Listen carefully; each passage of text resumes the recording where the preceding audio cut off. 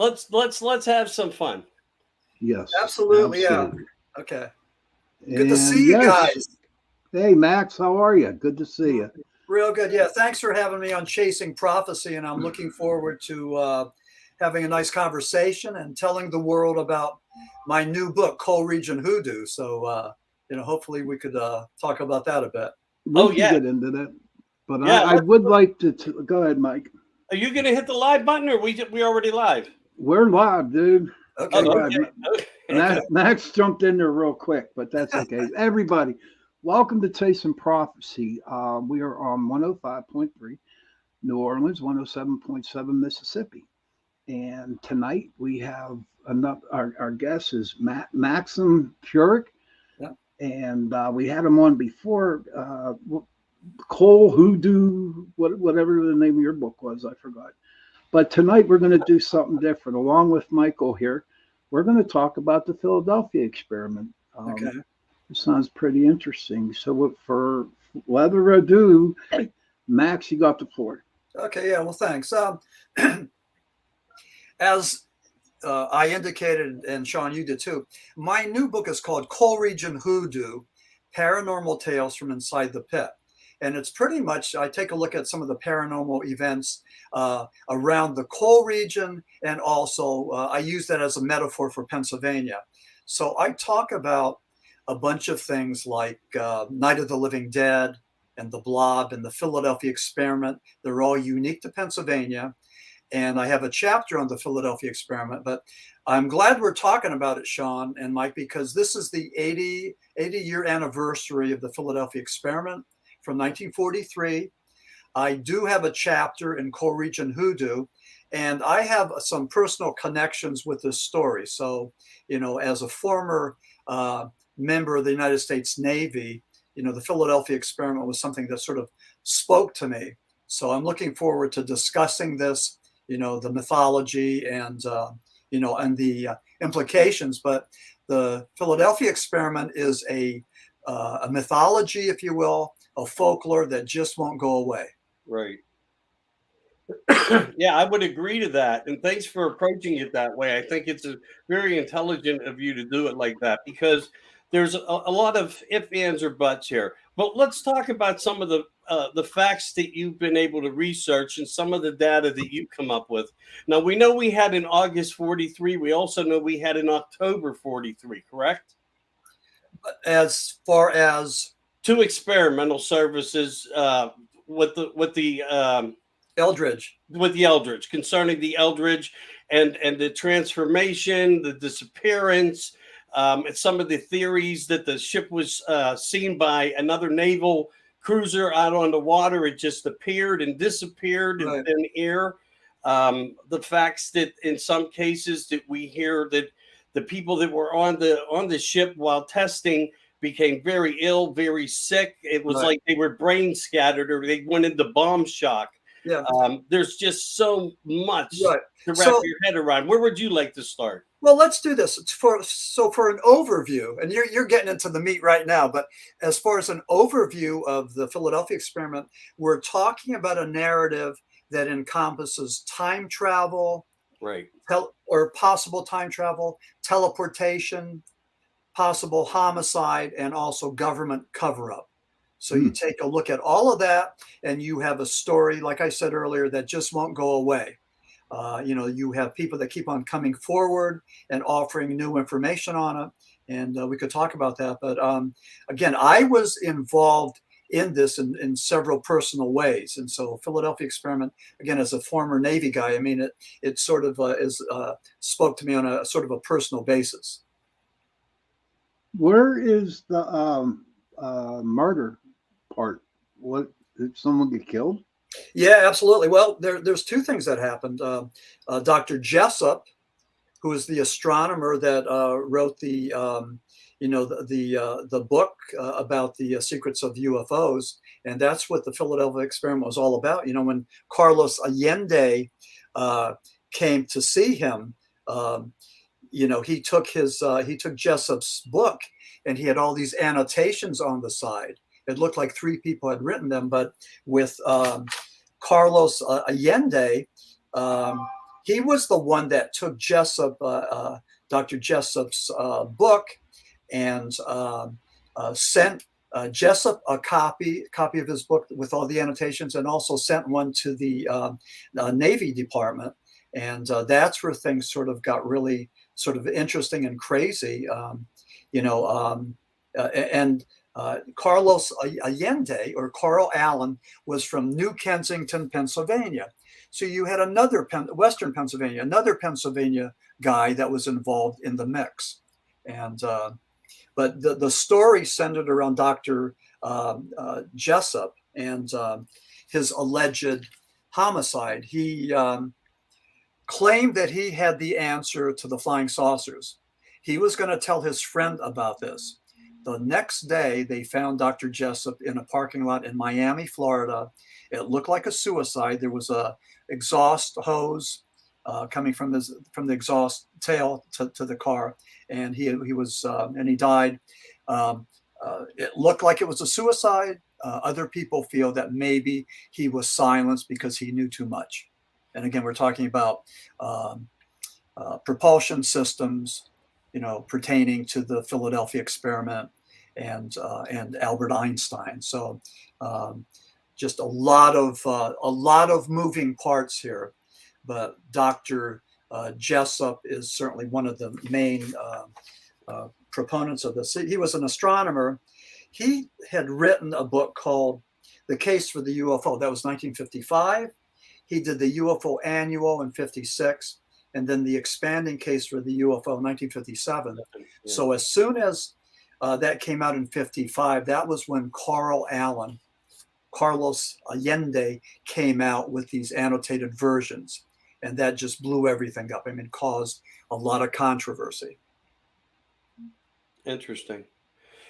Excuse me. Interesting on that. Yeah. And here we are again, another Phil Schneider typical conversation of suicidal versus murder.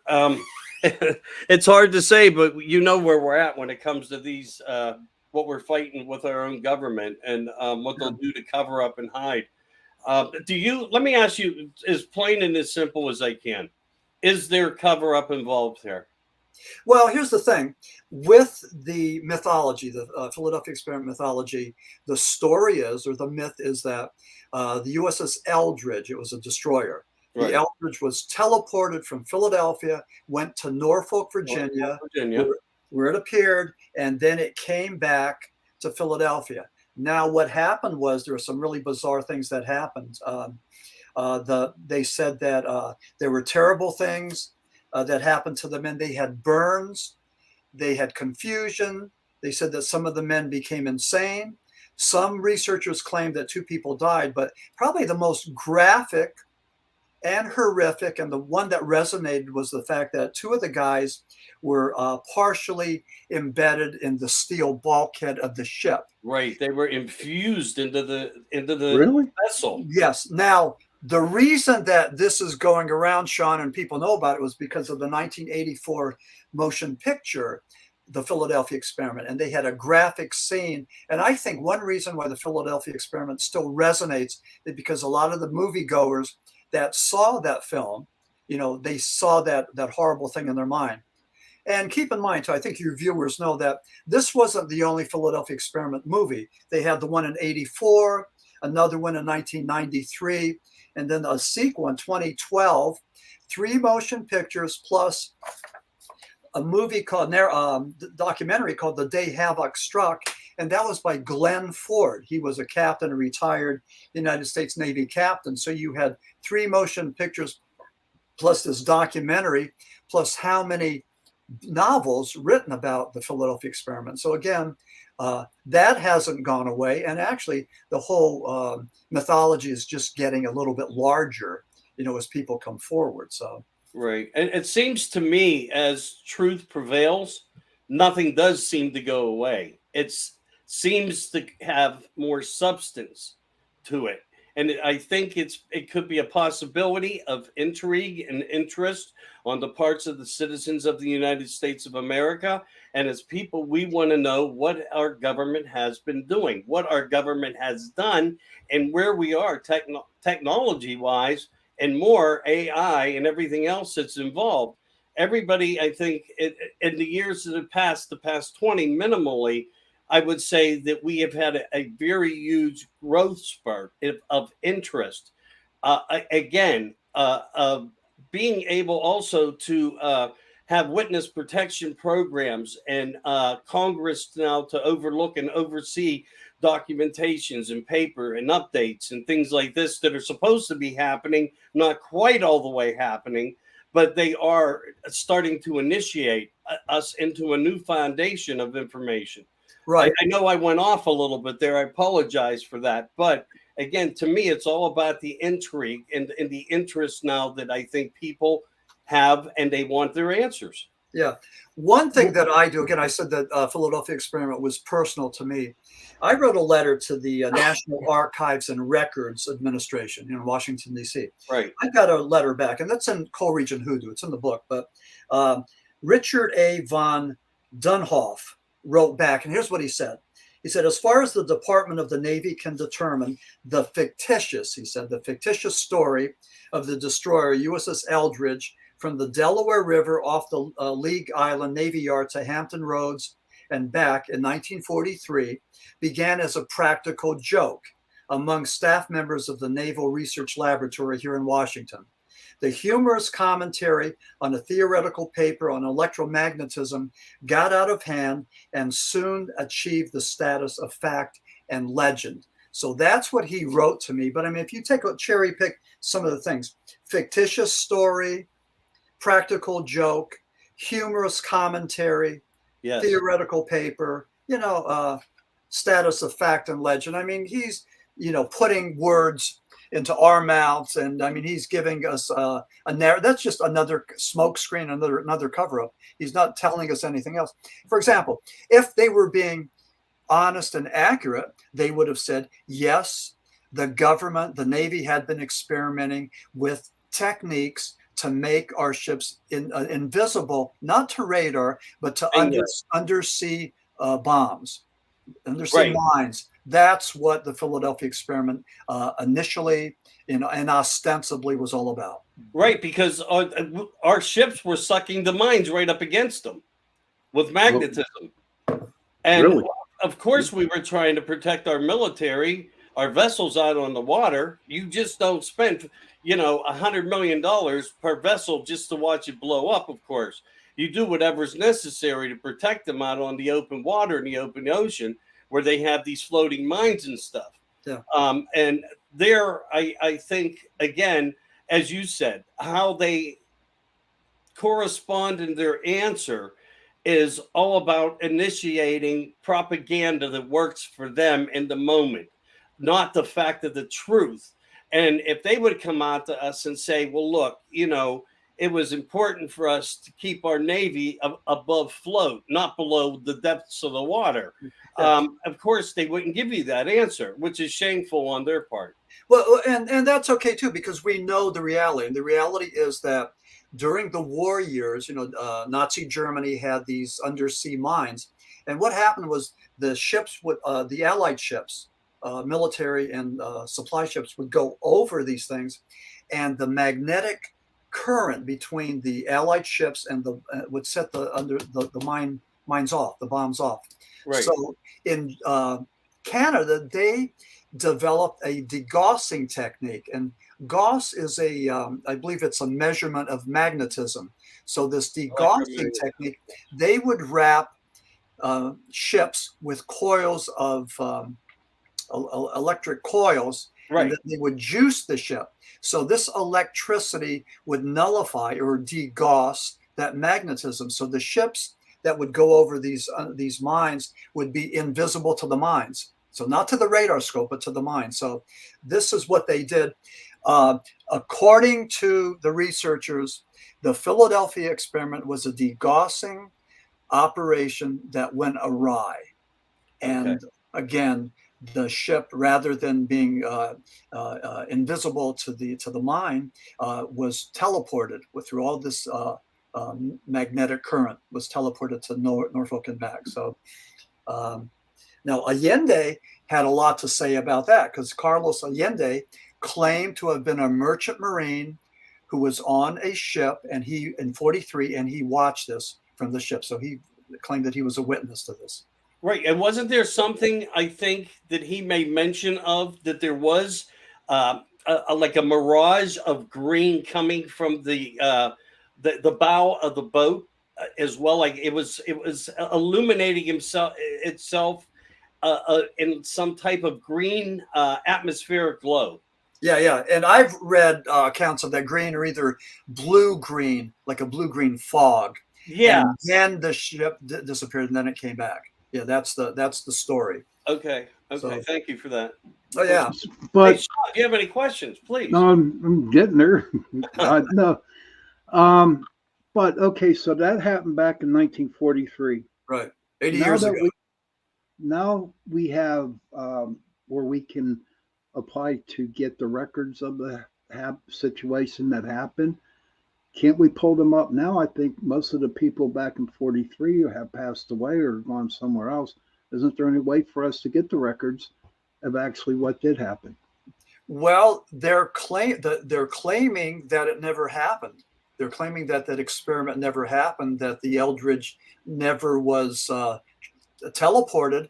The government is also claiming that the Eldridge wasn't in Philadelphia at the time, that it was someplace else. So that's what they're saying. So from Jump Street, we have nothing. So, we're one other thing too, as far as freedom of information, you take a look at Roswell, and for decades there's been politicians asking to get information on Roswell, and what we get when we finally get it has been redacted.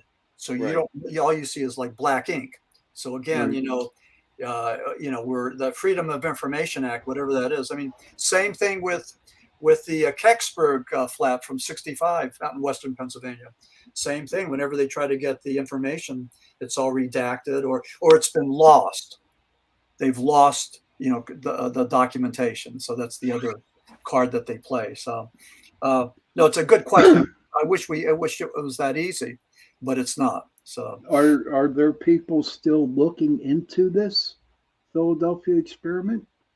I think so. I don't think, what happened was, they talked about the Montauk Project, and, a guy came forward and claimed that he was on the Eldridge, him and his brother, and they were involved. They were involved in the experiment, and also involved in Montauk, and they were through time travel. They were teleported to the future, and so I mean, that story won't go away. No, that's a very huge story, and he has lectured all over the world pertaining to this. Right. Yeah. To me, that's like bringing a Phil Schneider onto the platform, where you're dealing with somebody that has substantial evidence and information, and I really think that Al Bulick gave that. Again, it's up to anybody to be able to do research, go through YouTube, look to see what you can find out for yourself, and make that decision. But again, to me, when you have people like this, these are the guys that open the doors for us to do the work. As far as these papers, are they there to really help us? Freedom of information was developed for the citizen, right? But it doesn't work for the citizen. Yeah. It's up to us. It's up to the book authors. It's up to the people that have always done the research, like what you're doing, Max. Hats off to you for your work. Well, thank you. Yeah, and again, I try to approach this, sort of academically, more as a student, of the occult, to put together as we talked about the last time, put the paranormal together with the scientific, just to get them as close as we can. Because I believe there's some scientific explanation someplace, and we just got to find out what that is. So right, and may I bring up a point that may reflect but doesn't reflect to the topic, but it could possibly. When we look at things like at the Antarctic and the Piri Reis map and things like that exist, that show us existence of lands before the days of time, so to speak. Before the ice, the 2 or 3 miles of ice, how would anybody not have known it unless we knew that there were other cultures alive on this planet in some way, somehow, that have more to do with us than we all want to admit, or the government wants to admit to us. Yeah. Just bringing that up as a focal point of a key factor. I hope you understand why I did that. But you cannot base information and say that someone just made this all up when they didn't make it up, because it existed hundreds of years before we ever got there. How is that possible? It's possible because we're not being told the truth about 99.9% of everything that we should be being told the truth about. Mm-hmm. Yeah, I agree, and I think a lot of us are frustrated, with the lack of candor, lack of truth. Again, with the government, certainly with the flying saucer thing, you had a government that was actively investigating UFO sightings, actively putting together Project Blue Book and Grunge and Sign, the top three, right. Condon Report. So they're actively investigating UFOs. And then on the other hand, they're telling the American public that it's nothing, that it's either a balloon or skyhook or, Right. And how is that possible every time, Max? I mean, it just does. Come on, Sean, you too. You know it. You Right. know it in your heart. How can that be possible every time we look at the preponderance of the evidences that we do have in front of us? Because they exist, not only by the facts of on certain documentation, but whistleblowers, people who do investigative work or were in the military, maybe not even considered at the time being a whistleblower, but were, like the great Bob Odine and Clifford Stone was another one. And then you have a gentleman who was going around, Lieutenant Corsick, who was giving to technology, outsourcing all the products for development and technology that we now have now. Yeah. As a matter of fact, I'm reading his book, The Day After Roswell, right now. So it's really good, well written. So waiting to get it. But he claims that there's so many things that came out of Roswell. I mean, technological advances. So I'm getting ready to read that. It's mind blowing, and you want to read it more than once. Okay. And also his constituent, an Italian young lady, very, very brilliant, goes all over the world, does a lot of investigative work. He was her door opening. Fantastic woman. I can't think of her name off the top of my head. I'll send it to you, or I'll say it to you later in the broadcast if it comes into my mind. But exactly right. This is where Bowman and GE and everybody started to play in the foreground of what technology was, and these sophistications of it and how it would work into the ANI technologies that we are within now. Because anything that you discuss within them early technologies, we're just actually starting to let come out now in many ways. Yeah. I'm seeing a message from River Rose. Yeah, about an FBI paranormal office in Pine Bush, New York. I would like to have information about that if she could send that to me. So, if there's a way to put her in touch with me, that'd be great. Yeah. But Michael, what you were saying, we're fortunate that we have people like Carl Sagan and J. Allen Hynek with us. Hynek was the one, talking about the government denial and cover up and, disrespect.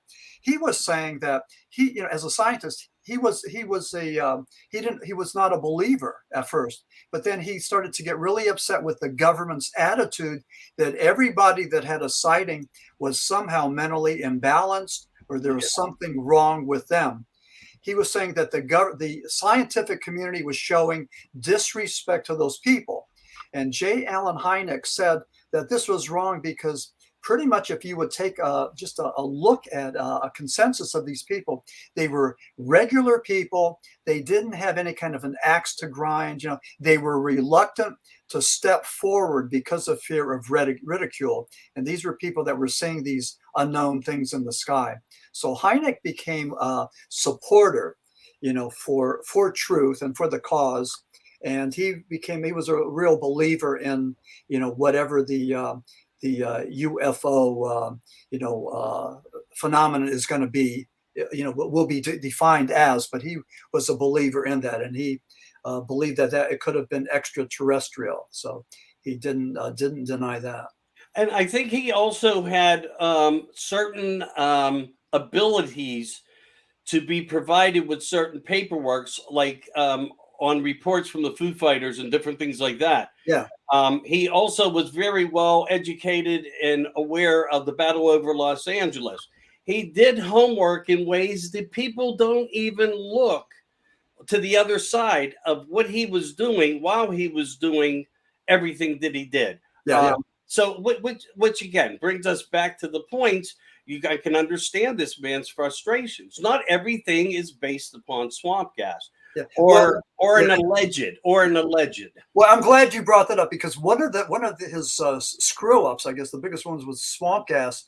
Hynek was investigating the sightings over Michigan, and he said, no, it's not UFOs. It was just swamp gas, and that blew up. And he had a lot of people coming after him for that. Yeah, he was Gerald Ford, who was from Michigan. So they had an active investigation into the UFO sightings in Michigan, and that sort of, had Hynek shut up for a while because of that. He kind of screwed up on that one, but overall, he was a great person for the field of ufology.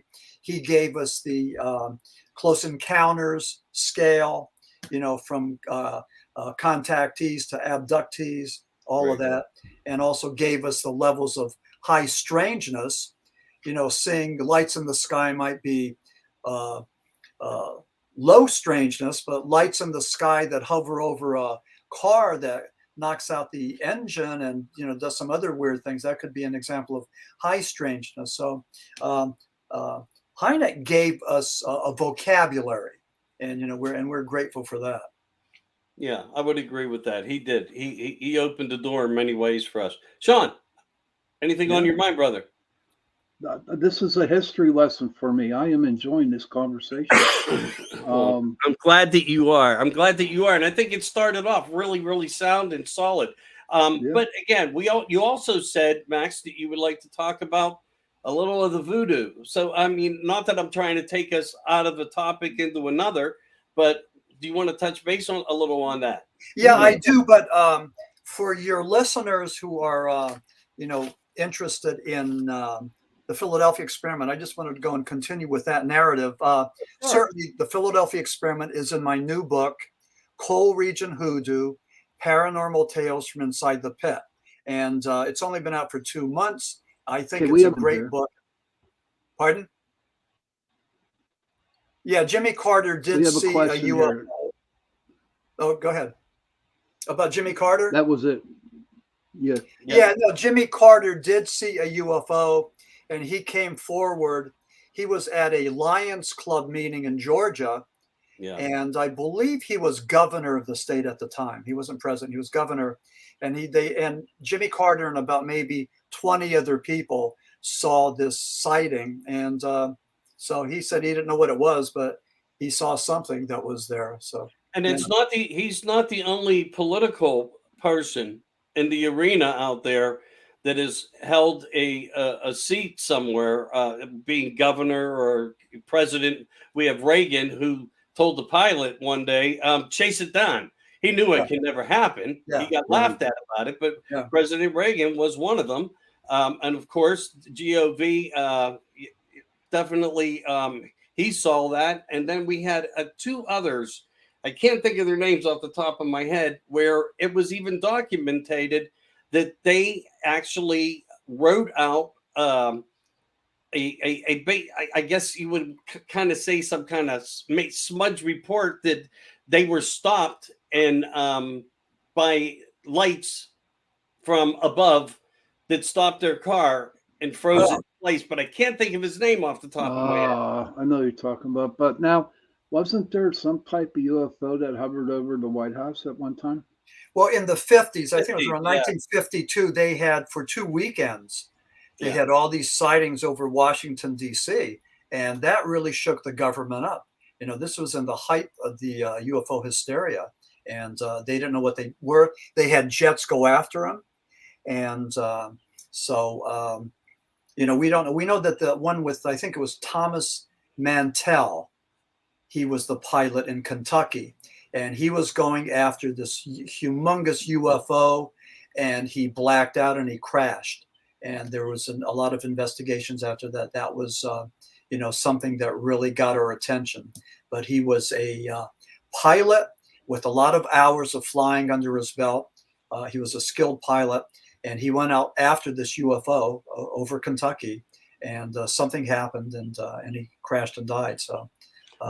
There's also some rumors about in the early 50s, around the same correlation of time between 51 and 53, they recognized it as the pink house, like we call it our White House. Yeah. They called it their pink house, and they were going through the same typical experiences where they were getting UFOs, and it just makes this is that whole what if thing that makes me wonder of who, what, where, when, and how this all works together, because it's like our governments truly do know, but it goes above and beyond certain classifications of top secret.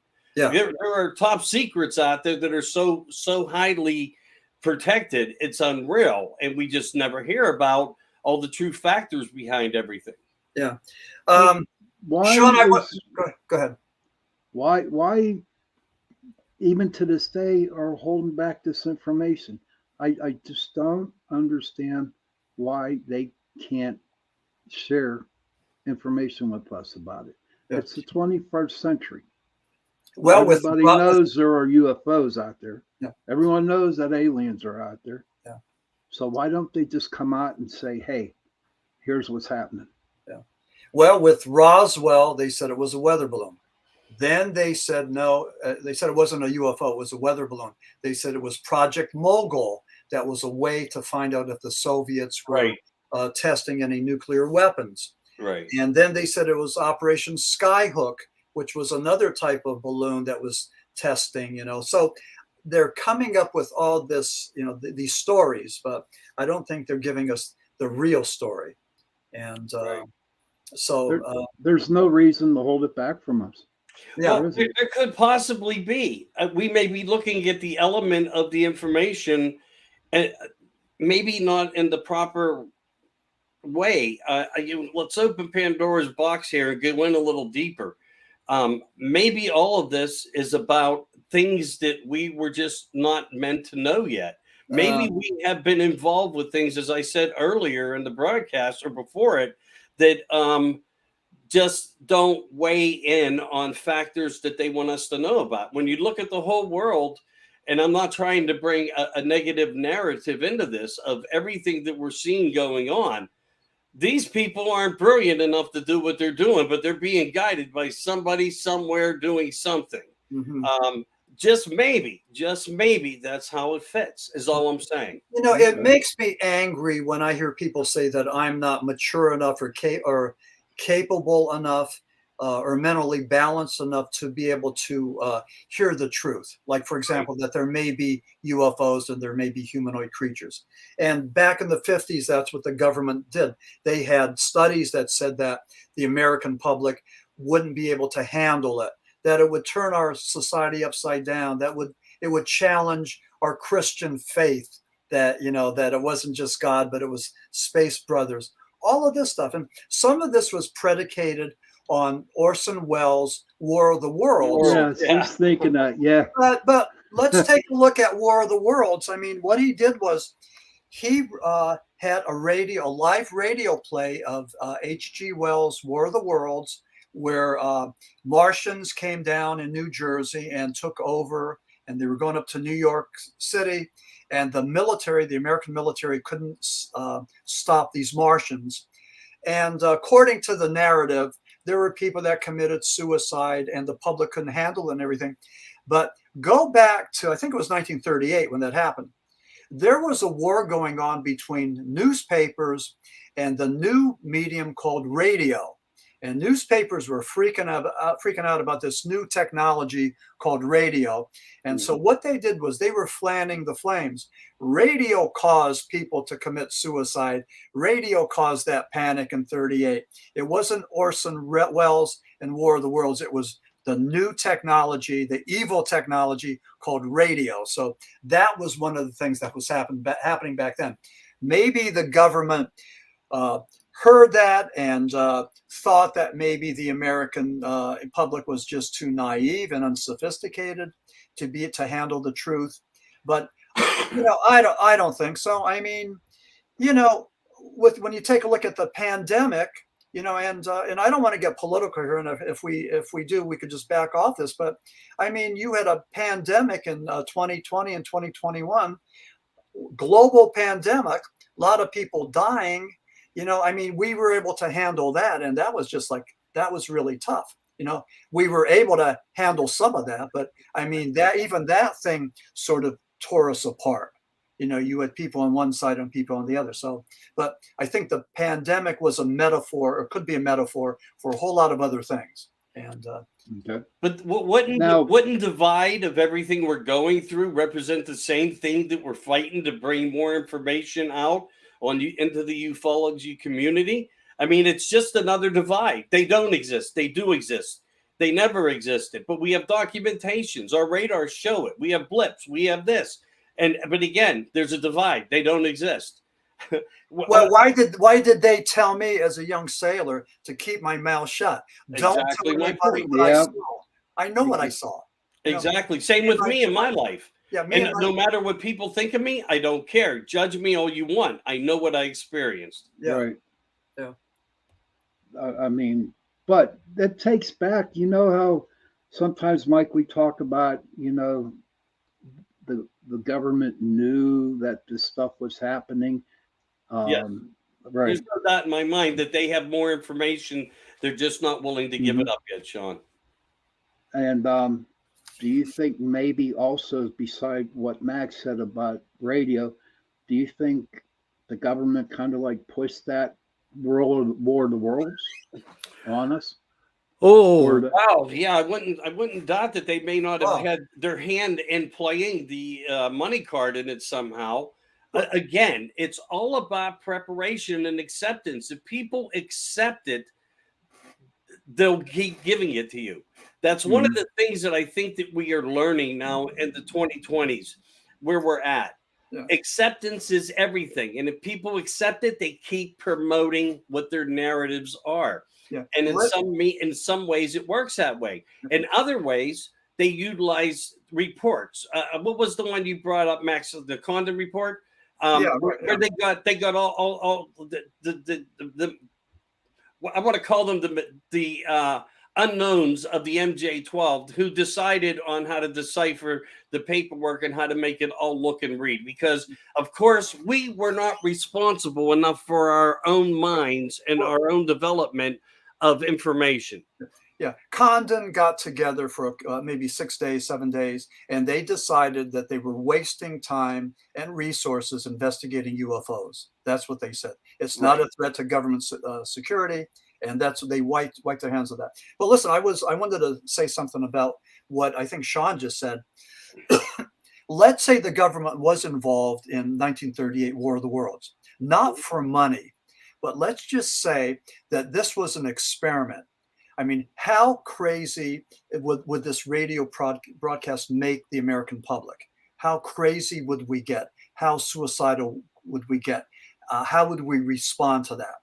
I mean, it's almost like little rats in a maze, That's one possibility. Whether they did that or not, that's what it was. It was an experiment just to see how the American public in 1938 was going to respond. And yeah. And again, it makes perfect sense if you really think about it. I would agree with Sean all the way there that the narrative, when it fits for whatever reason, because they're not disclosing the reason, of course, they will try it upon us. Yeah. And I think they've tried many, many things on the people of the world, and the people within the United States and out of the United States. Yeah. But it also makes you wonder this, Max. Why does every country out there now have a ufology program within its government? Why is it so important if they don't exist? Is it a money laundering system? Possibly. Maybe that's how they truly do high technology. And then we could go back and say, well, look, 20 years ago, we already had, Space Force. We just weren't really looking at it, but it existed. It was there. And I do believe it because all Trump did was reamped it. Interesting. Yeah.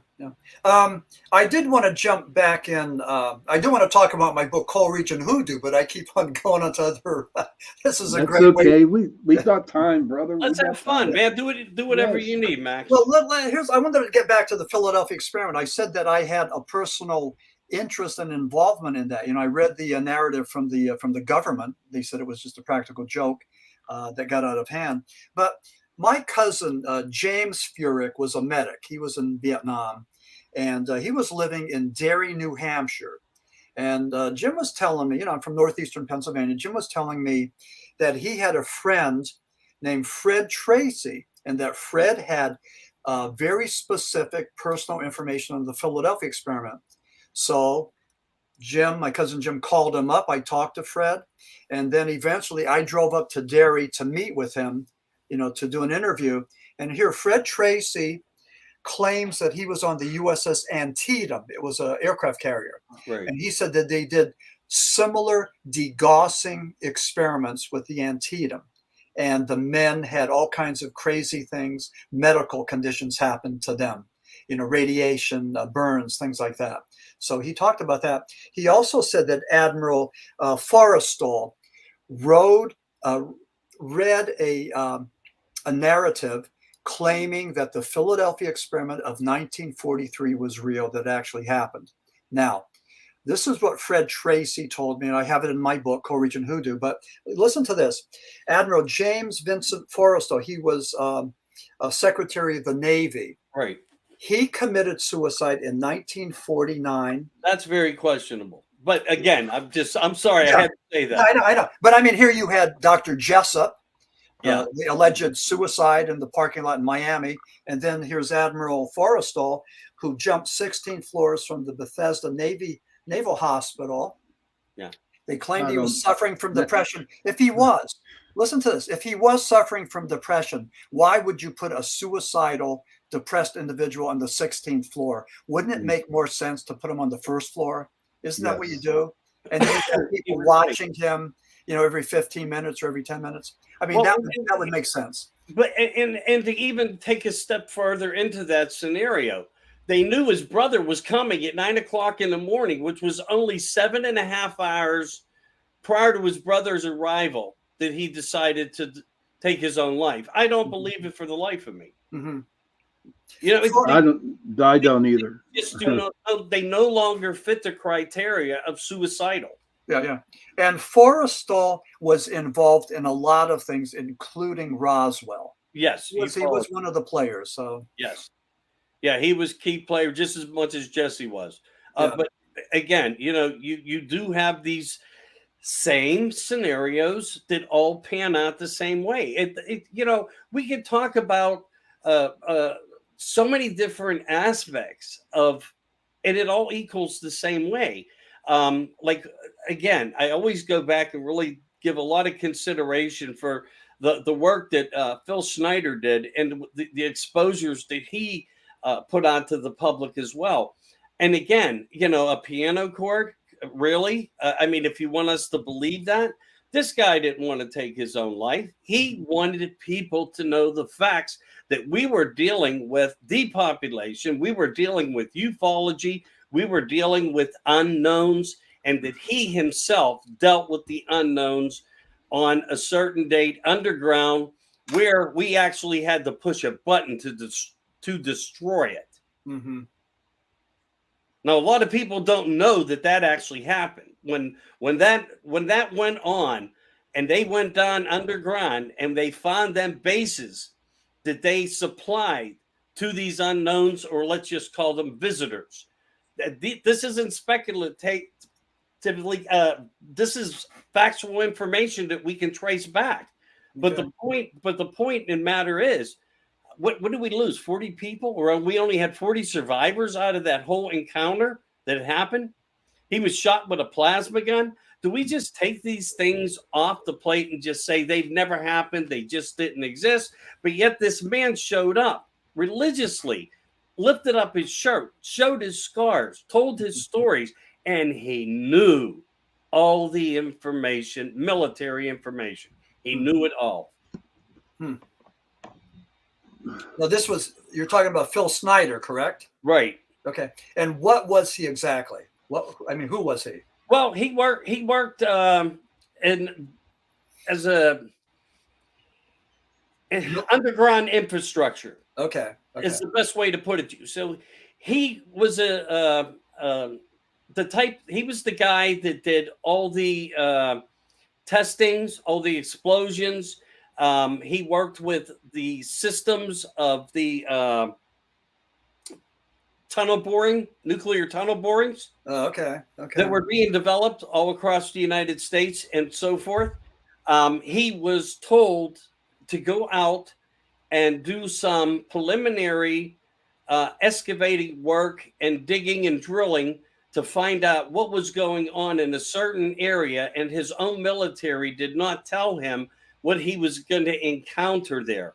What he had encountered there was an alien race. Wow. Okay. And we know that that's factual. We know that these things have happened. We know that people died. We know that he was he went through living hell himself. He really did. He was shot with some type. The only way I can describe it to you, and I would say, look up Phil Schneider. Yeah, I will. It's very important. Yeah, first time I've heard of him, but I'm definitely going to go and research him. I'm shocked to hear you say that. Yeah. But again, this is part of why we do what we do, to share information. Yes. So basically, he was a what do you call a genealogist or something too, where he knew all about what to do wherever he had to be to create whatever the military industrial complex wanted. So he was basically building all these cities, and I think he played a big part in at least 15 of them, of the developments of them. Okay. That was part of how his function was within the military, and he worked on, I think, through S4. So he was part of Area 51 S4 and their development of how far they were reaching out and how far they were continuing to go. Meanwhile, they bump into an alien race that was basically a place provided by our own military for them in exchange for development of technology, and not just that, below level 7, which the criteria is where you deal with species of man and animal together. Huh. Wow. So actually they were cloning them, right? Well, that's one way we can look at it, because cloning, if you really go back in cloning, you can even go back to the Bible and say, and start to question things there. But when you go into the text, earliest forms of text, religious text, you find out that they really weren't talking about from creating somebody from a rib or from dust. They were actually talking about utilizing other properties of other types or sources of humanity, which we're kind of still lost on as to who were they? The Anunnaki? Were they somebody like the Anunnaki, or were they somebody prior to the Anunnaki, which who left us a lot of information that we question? Like when I brought up the Perry Reese maps and saying, how in the hell does somebody figure out something that happened 300, 400, 500, 600, 700 years before, ever knowing that there was green grass growing underneath? You know what I mean? Right. So you have these typical types of things that occur like that. But yeah, look up Phil Schneider. It's a very intriguing story. He did his homework for all of us. I'll just say that. Okay. Okay, yeah. Russell Easterbrooks has said, thoughts on Von Daniken? Yeah, Eric Von Daniken. So let's ask you guys, what are your thoughts on Eric Von Daniken and Chariots of the Gods and all that? Gold of the Gods. Huh? I don't have a clue. You don't want to touch have a clue. Well, tell you, he gave good theory and thought. He used his own information as well as other older information and documentations, and I think he did a good job narrating through uh, the information to put it into layman's terms for a lot of us. And when he did that, and when Chariots of the Gods come out, it went through the roof because it was like a part of the missing link that everybody wanted to know. yeah. Well, it's what he did was it was extremely successful. It's commercially successful, and even today you have Ancient Aliens. I mean, Von Daniken started a franchise. He started a cottage industry, but it's pseudoscience. I mean, what he did was, first of all, he plagiarized a whole lot of other books that came before him. The ideas of the ancient aliens wasn't his. I mean, there were so many other researchers that wrote about it and were published prior to him. I just finished reading a book called The Space Gods Revealed by Ronald Story, forward by Carl Sagan. And it's a point-by-point rebuttal of Eric von Daniken and all of his mythology. And for example, we don't give our ancient civilizations the credit that they're due. And when you take a look at some of the things that we've done with astronomy, with mathematics, I mean, the ancients, when you take a look at somebody like Newton, who was able to figure out that when an apple drops or when a bird poops on you, why does that poop go down instead of up? He was able to figure that out, taking a look at the moon and the sun and gravity and all that. What I'm saying is I think that the ancient civilizations were advanced, knowledgeable. They were able to go and create the Easter Island rocks, the pyramids, so many other things. They did that. They didn't need space brothers to come down here and populate us and help us with that technology. However, it's exciting stuff. I mean, I enjoy it. I watch Ancient Aliens. It's pseudoscience and it's entertaining. It does teach us about history and the Bible and astronomy and archaeology and all this. So it's entertaining, but it's also in a sense educational, but it's a mythology. And Van Daniken, with his criminal record and, everything else that he did was, he was a successful guy. He still is. And, I don't know if I'm going to be invited back to the show for saying this, but I mean, I believe in science. And, there's just too many people that have called out Eric von Daniken for, his theories on Easter Island and, everything else. So, no, I think it's, I've read most of his books. I was just as intrigued and mystified and, and really filled with joy reading this stuff. But now I'm reading, like I said, I read Roland Story's book, The Space Gods Revealed, which is awesome. So again, it doesn't hold up to scientific scrutiny, and that's what we want to do. That's what we want to do. But, Eric von Daniken belongs in that whole litany of ufology. He deserves to be a part of it. But again, we need to go and just take a look at his, what he does actually represent. But like I said, I was a fan. I've read all of his stuff, and now I just I have another look at it in a different way. There you go. Now, you would never, just because you say you believe in science, that's okay. We will never, ever, ever tell you not to come back here on Chasing Prophecy, buddy. Yeah. Never. I'll tell you what. I need to take a break real quick. Yeah, go ahead.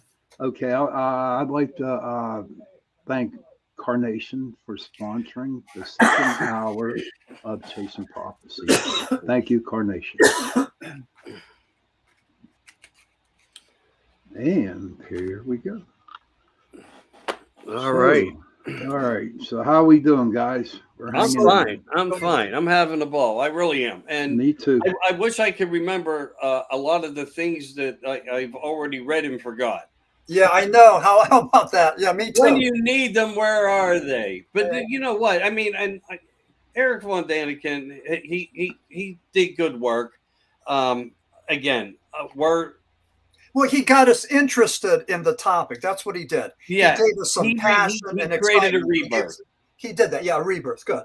Yeah, yeah, you're absolutely right. But again, if it wasn't for his predecessors pre to him, Yeah. to his thinking, his way of thinking, it may have never happened. Yeah. So it's everybody being responsible for how we got to this point, including Eric himself, Yeah. and some of the other greats out there that we talk about. Yeah. But again, I don't even remember why we went off on Eric Von. Oh, one of your Russell. listeners was asking. Russell wanted to know. And Oh, I'm glad they did. Yeah. Yeah. But Michael, I was telling Sean before you came on, my latest book, my next book is going to be called The Flying Saucer Esoteric: History's Most Fantastic UFO Events. And it's a compendium of all the list of all the things that happen and the people. And he's in there, Van Daniken and everybody that came before and after, both supporters and critics. So when the book comes out, I want Chasing Prophecy to be the ones to announce it to the world. So thank you. Appreciate that. That's my summer project. I'm working like a madman. I mean, I'm close to 200 pages right now, but I work on it every day. And all I'm doing this summer, I'm immersing myself in UFOs. I'm reading every single book on flying saucers that I could get my hand on. So, well, that might just answer the questions that we need answered. So thank you for that. Let's hope. Yeah. Yeah. And we've had a lot of very interesting things in Pennsylvania and out of Pennsylvania, as you're bringing up. So how would you like to go forth on this this evening? I know you kept bringing us back to the Philadelphia project, and I can understand why you did that. And thank you for doing it also. You filled in a lot of the blanks that we left open. But how would you like to go into some of these other mysteries of the voodoo? Yeah, well, okay. So I feel like we missed out on a lot the last time you were on the show. Yes, we did. Yeah, well, there was some technical glitches, and I'm blaming it on the Men in Black. So I don't know what they were doing. Yeah, they know Michael. Oh my God, they know Michael. So anyway, 2 months ago, I had my book, Coal Region Hoodoo: Paranormal Tales from Inside the Pit. I had that published by Beyond the Fray, and Beyond the Fray is a publishing house from San Diego. So Coal Region Hoodoo is sort of a metaphor for Pennsylvania, and hoodoo can be both a blessing or a curse. And I figured that with a lot of these coal miners, some of them were rescued and some of them died a horrible death. And so I go with coal mining as a metaphor, but also I talk about Pennsylvania and a lot of the paranormal things that have happened in Pennsylvania. And again, Sean, you being from Western PA, yes. You're in the epicenter of Bigfoot's, UFO, yes. Kecksburg, Chestnut Ridge, on and on. The Silence of the Lambs, Buffalo Bill's house was filmed there in Fayette County. Yes, it's in the heartland. So and then Carlos Allende from New Kensington, Pennsylvania. The hits just keep on coming. Stan Gordon and you guys. There's a lot of energies, and I think Pennsylvania, but Western Pennsylvania specifically is an epicenter of the paranormal. Yes, honestly, yes. When I was writing Coal Region Hoodoo last year, we took a ride out to Kecksburg for the Kecksburg UFO Festival, hung out with Stan Gordon there, went up to Monroeville, went to the Night of the Living Dead Museum, and then went up to Evans City where the mayor, Dean Zinkhan, gave us a guided tour of the cemetery where they shot Night of the Living Dead. So he offered to marry me and my wife at the chapel there. So, oh wow, yeah. Well, question: is that a house still up back here? Up here? Is what now? The house, is it still up? I don't know. I didn't see the house. I just saw the cemetery. Cemetery? Yeah, just the cemetery. But that's pretty cool. And for any of the folks that may not be familiar with it, you really need to check out Night of the Living Dead from 1968. That was made and conjured up in Pennsylvania. We kicked off the zombie craze. We did it in our Yes. backyard.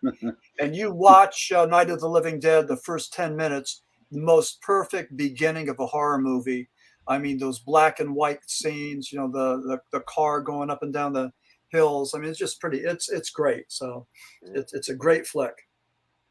And what came? What was the second? There was a rebirth to that too. Dawn of the Dead. Dawn of the Dead. That was at Monroeville Mall. Yeah, Dawn of the Dead. That was pretty grotesque though. When you come out, the land of the zombies. That was all about, if you really want to look at it, cannibalism. And I didn't bring that up for any particular reason. Isn't there some type of little something in your book that talks about the miners under the ground? Yeah, sure. My book, Coal Region Hoodoo, talks about Shepton. In 1963, there was the mine disaster in northeastern Pennsylvania. The guys were, it was a huge story for 2 weeks, an international story, one of the biggest stories according to the Associated Press. 3 guys were trapped 330 feet below. When they were rescued, only 2 came out, and they got the blessing. They got the hoodoo. The missing miner got the curse. And then the rescued miners were celebrated. They were heroes. They were survivors. But then the townspeople said, "What happened to your mate? What happened to your partner?" And there were horrible allegations of cannibalism. So these miners got the hoodoo again. They got the curse. So, so we don't know what happened to the 3rd miner in Shepton, but Shepton, The Myth, Miracle, and Music was my book from 2016, which opened up the doors to the paranormal. I didn't go looking for the paranormal. It found me. I was just writing a rock and roll book, a rock mythology. And I just stumbled into the paranormal aspects of Shepton. And then Coal Region Hoodoo, Paranormal Tales from Inside the Pit. And if any of your listeners are listening, hearing this, I mean, just check it out on Amazon. I mean, it's a great book and has over 400 references, books, magazine articles, and personal interviews. So I did a lot of work and a lot of research with Coal Region Hoodoo. But yeah, cannibalism plays a part in that. And now is that? I'm sorry. That's just hearsay, right? That's not. Is it fact or is it hearsay? Well, are you talking about Roswell? Or are you talking about? No, I'm talking about up there in that mine. Yeah. That mine. Well, Shepton. They never found any bones. They never found any bloody clothes. The miners never fessed up. None of that. Just conjecture, just rumors. And then in 1971, there was a song called Timothy by the Boys. And Timothy was about cannibalism in a mine shaft. Timothy, the song from 71, paralleled the Shepton mine disaster of 63. 63 and 71. Same-o, same-o. What, 6 degrees of separation or connect the dots or whatever, but no blood, bones, or anything else. They never found him. And then, but typically, I mean, you guys are in coal country, in Western PA. Typically with mine cave-ins, many of the times they would not go back into the mine to do a rescue because it was too costly and it was too dangerous. A lot of times they would just bulldoze the opening, say a prayer, the last rites from the Catholic priest, put a little monument there, and that would be it. That happened a lot. Yeah, it did. So they didn't go after the fact that they went after these 2 trapped miners was something pretty profound, in 63. Right. So, thing about the Shepton mine disaster, it was not just cannibalism. It had elements of out-of-body experiences, right, afterlife experiences, and near-death experiences. And there were doctors and psychiatrists who looked at Shepton and said, yes, this is true. This is a fact. Another thing, the miners claimed that they saw the vision of Pope John the 23rd, who appeared in the mine for 2 weeks. They claimed the Pope saved their lives. The Pope was canonized in 2014 for performing miracles. All 3 of Pope John the 23rd's purported miracles happened, listen to this, after he had died. He had died in June of 63. Shepton happened in August.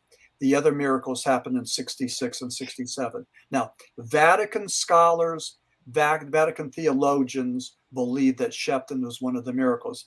And you're talking about chasing prophecy. We know that a miracle is something that happens, to a worthy, holy person. It's through the hand of God that this miracle works through somebody else who is deserving of that. So that's the narrative of Pope John the 23rd. Okay. In Coal Region Hoodoo, I talk about that. I talk about Pope John the 23rd's miracle. One other thing, too, that let's tie this in and let's put those 6 degrees of separation a little bit closer. 2014, Pope Francis had a dual canonization. Pope John the 23rd was canonized along with Pope John Paul II. Do you guys know what John Paul II's claim to fame was? Nope. I'm going to tell you I don't. I don't know everything. Okay. Okay. He was an exorcist. And not only that, but he had a school of exorcism. There were priests around the world from 132 different countries that went to the school to learn how to perform this ancient medieval rite of exorcism. And the reason for that is Pope John Paul II believed that evil exists, that the devil exists, and the devil does not want us to believe that he or she exists, that it's just a myth. But that's why they they have the school of exorcism. I was aware that they had that going on. I just wasn't aware that he was one of the ones responsible for enacting and getting the foundation set. Yeah, so to speak, on the rites of exorcism and so forth. Yeah. What do we really know about these these exorcisms? How far do you get into the belief system of that? Well, first of all, and I want to answer one of your listeners wanted to know about the sainthood, but the 3 miracles. But I stay away from that. I'm very respectful of the power of evil. I stay away from Ouija boards and tarot cards and all of that. I don't want to mess with that. I did enough of that when I was a college student, and we did some really stupid things, and that really frightened the hell out of me. So I'll never do that again. But I believe in the power of evil. I believe that evil exists. I believe that the devil exists, and just stay away. Don't invite him or her into your life. Yeah, I would agree. I think it was Brian was asking about the 3 miracles from the Pope, but it used to be 2. Pope had to demonstrate 2 miracles, 2 authenticated miracles in order to be canonized. In 2014, Pope Francis changed that. And he said that you only have to have proof of 1 miracle. And then he had the dual canonization. So Pope John the 23rd and Pope John Paul II were canonized, each of them having to only demonstrate 1 miracle. So everything changed in 2014. Isn't that funny that the ability to change is pretty much free will by leadership of religion? Yes. You would think, and I'm not trying to be negative here, but just trying to be objective in a way, that if it is set up on a foundation, do not rock the foundation. It was put in place for a reason, but yet it seems that so much can be changed at a given moment in time as long as it fits. Listen, exactly what you're saying, Michael. Pope John the 23rd, who's the subject of my book, Coal Region Hoodoo and the Shepton Miracle and all that, he's vilified by a lot of people. Pope John the 23rd had Vatican II. And Vatican II, back around, I think, 1962, I believe, changed the church. He tried to liberalize and modernize the church. They were allowed to say Mass in languages other than Latin. it pissed off a whole lot of staunch Roman Catholics. They I hated bet. Well, a do lot you of know that the Roman Catholic Church was developed? Do you know who developed it? I no. heard, but the pagans, didn't they? No. I'll give you guys a minute. It might come into your mind. It will blow your mind if you really knew who developed the Roman Catholic from the standpoint of the Roman Catholic. Oh, you know what, my friend? I don't have a clue. Well, that was it Emperor Augustine? Was it Augustine? You're close. Uh, You're trying- close. You're in the era. Yeah, he was. Whoever he was a zealot, and he made people become Christians, and he just became like a zealot for Christ. I mean, and I thought it was I don't know who. Well, tell us. I can't. Oh, it's on. Okay, I want your minds to work for a minute. Yeah, okay. It's mind blowing when people realize when you put how you connect dots together and who was responsible for them, how it opens up and enlightens people. You know. Yeah. I mean, if I was to tell you it was Alexander Graham Bell, you'd laugh at me, and you'd have every good reason to. But I can tell you that it's a name that everybody has heard throughout their lives over and over, and never had an inclination that he had so much influence, because he was brilliant on how to control and manipulate people. Manipulation and controls everything. And one of the things that that great Pope once said, I believe, was voluntary compliance. And how that works is within the satanic and acceptance of satanic, meaning one being good, one meaning being bad. Voluntary, let me think. Voluntary compliances.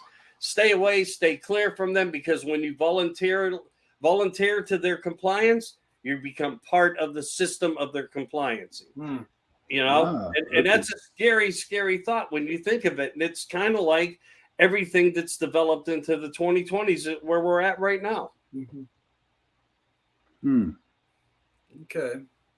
I have a chapter that I called Roman Catholic Mysticism, and I talk about miracles and apparitions and all that. I talk about Saint Teresa of Avila, and pretty much people don't. But again, the last time I was on, I was talking about connecting science to the paranormal and also the spiritual to science, and I think that's one thing I was trying to do, with Coal Region Hoodoo. So. Now, science and spiritual, I'm right there with you, Max, because I think they should and could work together, but egos get in the way there. Okay. Yeah. Egos. The scientific people do not want to hear what the spiritual people want to hear, and vice versa. Okay. And so it's like, and I dealt with this for all those years I was investigating when I had my group. There was always, separate, do you know what I mean, between spiritual and scientific. I was the type of person that if this is what you believe in, fine. If you believe in the scientific part of it, investigating, go for it. I'm cool with it.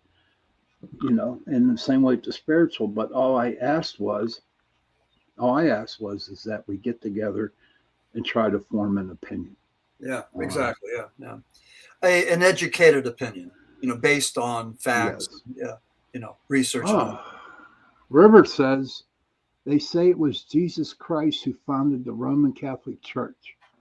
The first person to run the church was St. Peter, but boy, it's truly so far off course and vile and evil. I know from a personal event in my young life. Well, it's, I think every organized religion could be used for good or for bad. and we've seen that. And All I can tell everybody is Google's wrong. Okay. Google's wrong. That's where their answers are coming from, and Google's not right. Google is one of our, what I look at as our new media circus. Huh. If they want us to believe certain patterns of things, they will put St. Peter into it, and they will influence with Jesus's name. Jesus wasn't here 3,000 years prior to it all happening. How do you fit somebody's name into something that had no existence for 3,000 years? But yet the religions all have similarities through them. All have an individual of, we could maybe say, leadership or guidance, one of guidance. But no, they're the wrong answers. And that's what's so disappointing. I knew that was going to happen. People were going to Google it, and Google was going to give them the wrong information. So what is the right answer, Mike? I'm going to let you guys work on it. This is why work is so important. This is exactly why when we go through everything that we're going through, look, and I'm not wrong. I'm not wrong. I would never said you were, bud. St. Peter. Okay, you go sorry. to that. Okay. This is false information. All right. River goes, you're correct, Michael. It's why I said they say. Yeah. That's shameful. That's shameful. And this is what makes it so hard. But anyway, let's get beyond that point. Yeah. I get angry about Google when we have guys like Max out here doing really hard work, looking for all the right structure and foundations for the information. To me, that's what's important. And that's going to be our new legacy into our future. Our government has destroyed our future and our history and the truth of facts. So if we could, getting back to that Philadelphia experiment, yes, and our friend Carlos Allende from New Kensington, Pennsylvania, he was the one that was sending all these letters to Dr. Morris Jessup, who wrote the UFO book. And he was the one that sort of helped to create this Philadelphia mythology. But Allende claimed that Albert Einstein taught him the unified field theory, and that theory attempts to merge gravity with electromagnetism into one functional field. And that's what the Philadelphia experiment was supposed to be about. But Allende claimed to have been friends with Einstein, and that he learned that unified field theory, and that he had seen this happen when he was aboard his ship, the Forsyth. He was a merchant marine. So, the story gets a little bit crazier, especially with Allende's narrative. But like we said earlier on, it hasn't gone away. And there's been 3 motion pictures about the Philadelphia experiment, plus a documentary. And this is the 80-year anniversary of the Philadelphia experiment. Are they having any type of celebration for it, or some type of party, or a gathering? I don't, just personally, I know that a number of podcasters have contacted me to ask if I would be on their show just to go and talk about it. So, we'll probably do that and just, inform people about what the Philadelphia experiment is. But I don't know about anything happening, down at the Philadelphia, yards. I don't know. Haven't heard anything. I know that there was a movie was about an aircraft carrier that got caught in the vortex, or they traveled through, and the carrier was going to take on the whole Japanese fleet. Yeah, I think I saw that too. Yeah. So I was just wondering, because with all that crap out there in the woods, all the vortexes out there, and all the portals that they have. Yeah. out in the woods. Okay, I truly believe that there's a ton of portals out there in the oceans. Yeah. So one thing that's interesting is Albert Einstein and his theory. Yeah, you can shut that off. And his theory, he believed that there were bridges or wormholes that went through these space-time continuums. And he claimed that, say, visitors from a galaxy, maybe trillions of light years away, could visit us in a second just by traveling through that wormhole. So now that's the theory. It hasn't been proven yet, we don't think.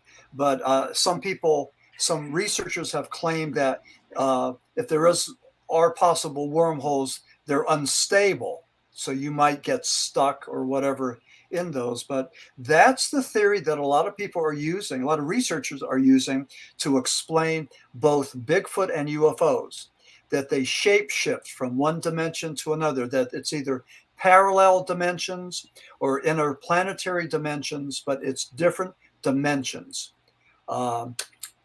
Maybe parallel universes. We just don't know. But Einstein, again, gave us a template. He gave us something to look at, a theory. And that's what we need. And really, when you look at UFOs and Bigfoot, we don't have a whole lot of theories. We have maybe 3. They're either physical, but where's the evidence? They may be, like Jung said, psychic projections. We're just projecting something that's in our mind or in our collective unconscious, or they may be interdimensional. And a number of researchers have been talking about that. So, we're looking for theories. I think we're looking for additional theories. And I'm hoping that when I complete the flying saucer esoteric, I hope that I'll have my own theory, putting together the information that I've come up with. And so we'll see. My friend Holly, how do you spell that last name? Yeah, it's his name was Carl M. Allen, but he called himself Carlos Miguel Allende, Allende. And again, you could read about that in Hi Constant. You could read about that in Coal Region Hoodoo. And Hi, Constance. Hi, Constance. Wow. I don't know. This is all really, really interesting to me. Do I believe, and this is my theory from somebody, who's just really learning about this. I believe it could happen where a ship actually went through a portal and ended up somewhere else. mm-hmm. I believe that. Anything's possible when you look at missing. Missing is huge, on many levels. And the more intriguing, too, when you think about Einstein and the bridge and whatnot, could he actually been like maybe looking at a word that he hadn't figured out yet, like matrix? Like you were saying, parallel universes and, theoretically around that stuff. Yeah.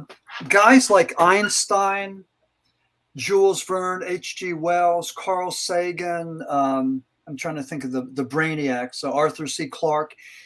They are human beings that have the ability to see the world in a different way than we do, or at least Nostradamus had the same ability too. Yeah. If you really look at his early works. Yeah. Well, he was prophetic. He would see things, but I'm talking about these guys were able to take a look at the world of mathematics and astronomy and quantum physics and all that, gravity, take a look at it and figure it out. Again, these are the brainiacs. I mean, these are human beings that are just like, more advanced on a cognitive cerebral level than most of the rest of us. I mean, they were able to see things and figure them out. And again, Einstein is just given credit for everything that he did, but also some of those science fiction writers like H.G. Wells and Jules Verne, who were able to see into the future and say, this is what it's going to be like. I mean, they were not only prolific, but they were prophetic. They could go and see, they were futurists. Yeah. Another one was Alvin Toffler in Future Shock, who said, and look at what's happening today, a throwaway society, that things that they make don't last, like the old Maytag washers that used to last for 20 years, you know? Right. Come on, Right. you buy something brand new. My wife's always complaining about it. They last maybe 3, 4, 5 years. Good stuff they're paying good money for. They don't last long. It's a throwaway society. You know, I was able to work at a job for 32 years before I retired. Today, a lot of people are trying to put together those years to get the benefits and everything. So for them, when they retire, a lot of people are in transition. So that's changed. But Toffler in his Future Shock talked about that. And the world has changed. The world continues to change. The world changed with COVID. And I don't think we're ever going to get back to where we were pre-COVID. But, you know, one of the things we have to do is just, you know, the hardest thing as human beings is acceptance, and accept these changes and accept what's happening. But they're happening fast and furious. And, you know, and even today, you know, the political divide, you know, the people, you know, the angry voices, you know, everybody's pissed off at everybody else. You know, I think one reason why there's such a affinity, such a fascination for the paranormal, is because people can go there to find some safety, some peace and tranquility, something that maybe gives them solace, and that's why they go there. It's almost like a religion. You know, they believe in this, and you know, working on researching my book on flying saucers, and I love to use that word, flying saucers, you know, not UAPs, but flying saucers. I mean, everybody has a theory about it. You know, it's great. You know, you either like them or you don't. You either believe in them or you don't. You know, it doesn't matter. It doesn't matter. Everybody has an opinion. So, you know, but I think the paranormal, probably one reason why Chasing Prophecy is so popular, that people are looking for answers, and they're looking for, maybe looking for people that can look at a topic and blow it out, you know, expand upon it, you know, maybe expand their horizons and their parameters. Right. And, Mhm. you know, I have people in my life that are like that. Like, I'll talk to them about a certain subject that I think I'm relatively knowledgeable about, and then they just sort of like expand on that and just open up my horizons a lot more. So it's really great if you have somebody like that in your life. It's just like it's a gift. It's really a wonderful thing. And we have to look for information out there that puts us in these places, so it elevates us. It Because does. truthfully, the things that I look for may be a little bit different. But when I look at early technology, all I'm seeing is a repeat of everything right now anyway. We had electric cars in 1846. Nobody talks about it. We had electric scooters Yeah. in 1888. Nobody talks about it, but I guarantee you, if you go on America Disclosure, you'll find some of these early technologies. Or look at the Totarians. And when you look at the buildings, who were these builders of these mega structures and whatnot? When you look at everything, there's so much information out there. It's right in front of our faces. It's just, how do you analyze it properly? How do you use the function of proper science with education to give it its place? Because everything deserves its place. It's just, how do we put that piece together to make it fit right, you know, to where it's explained right, where people can understand it and have good acceptance to it. But when it comes to information, we have an endless supply. It's just fitting the pieces.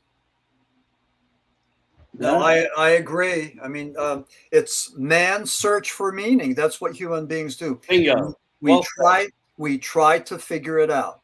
We Well try said. to figure it out. And with all these podcasts, I mean, why is it that paranormal podcasts are just proliferating these days? I mean, why is it there's this renaissance in paranormal podcasts? And let me ask you guys that. Why? I mean, why is it? I mean, why is your show finding such a vast audience, an international audience? I'll let Sean answer, then I'll answer. Well, to be honest with you, at first, when we first started chasing prophecy, it was all about the paranormal. Okay. Mm-hmm. And then we come to find out that we were losing a lot of people because that's all we did talk about. And so we started to expand our horizons by doing UFOs. We started doing Bigfoot, and we started doing Dogmen, and then we started doing all kinds of different things. And from being just strictly paranormal to where we are at today, we hardly ever talk paranormal anymore. I mean, I know I have a lot of good friends that have different paranormal podcasts out there. Okay. And people just want to hear it. Yeah. They why? just want to hear it. But why? Because I guess it either fascinates them, Yeah. or because the guy that's doing the podcast is a pretty cool dude. Yeah. That could be it too. Yeah. It could be. It could be. For me, it's my reasons would be altogether different. I enjoy it all. A lot of it fascinates me in many ways. I have a lot of questions that still need answered. Of course, I think everybody does. But the point is exactly that. I have more questions that need answered, even by my own research, my own due diligence of everything that makes Michael who he is. And I'm searching for that. I'm in search for the answers that nobody else is talking about, or the topics that might put parts of the puzzle together in a better way for us to understand it, to where we can, sit at a table and open up a conversation that ends up with logic and respect, and there's no judgment from it, but only answers in some way. And I don't think we have enough things answered yet. That's why we have so many topics that are so enjoyable. Right. I think at the top of the hour, or maybe it was even before the program came on, I was talking about I served on an aircraft carrier. I was in the Navy. This was I'm a Vietnam vet, and I saw UFOs. I mean, I have seen lots of UFOs, and that was on the radar scope. They were solid, tangible contacts. They were faster than any guided missile we had or the Soviet Union had at the time.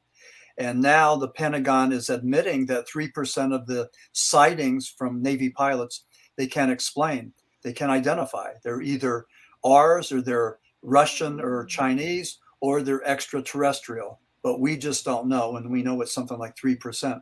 So at least the government is admitting that there's things out there. They're also asking people to come forward. If you see something, let us know. That's something different. So maybe the veil of secrecy is opening up a bit. I don't believe that. I believe, sure, they're saying that, but it's for other reasons. They have another motive behind that, by say, come forward and tell us all about your UFO thing that you saw. And it's like people go, and all of a sudden they put them on a certain blacklist or a red list and say, we got to watch this person. God, who knows what they're going to be doing. But I mean, so what if the average Joe sees a UFO? I mean, what law did you break? I mean, what's the harm of saying that I saw something in the sky? I saw lights in the sky, and I don't know what it is. I mean, what's the great problem with national secrecy or defense or anything else? I mean, again, and I apologize for jumping in here. Could it be possible that we are working with intelligences and have been for so long? It's never going to be a good time for admittance from them, because there is purpose now to a new element of new normalities that people aren't agreeing with. There's a lot of things going forth in ways we never would have dreamt. We would have been under attack with many different things and scenarios. And again, I don't want to go crazy down the road political, but just what if we have been in touch with for so long with all the answers, They just don't want us to know how well informed they truly are. Maybe they have a further gain, technology gain. Well, that's an exciting, juicy theory. I mean, I've heard that before, but I mean that's kind of scary too.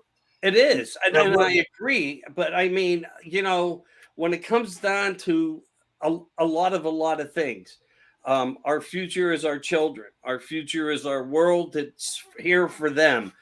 To protect them would be the only thing I would want to do. I would hope in some way that the answers lie within that. Because when they tell me that there is only 3% of probability or functional or somebody else functioning in our airspace, I'm saying that they know a lot more about that information, that there's more than 3%. And I'm not saying it's a lot more than 3%, but it's probably our 3%. yeah.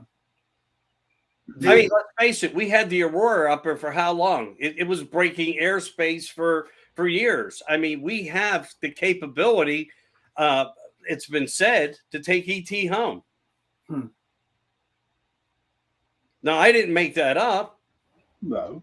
Alexander the Great didn't make up the Catholic religion, but he played a big part in it. Thank you. You're very welcome. Thank you very much. I appreciate that. Because it's been bugging my ass. Okay, so we're talking about I this. told you it was a name everybody would know. Yeah. Oh, yeah.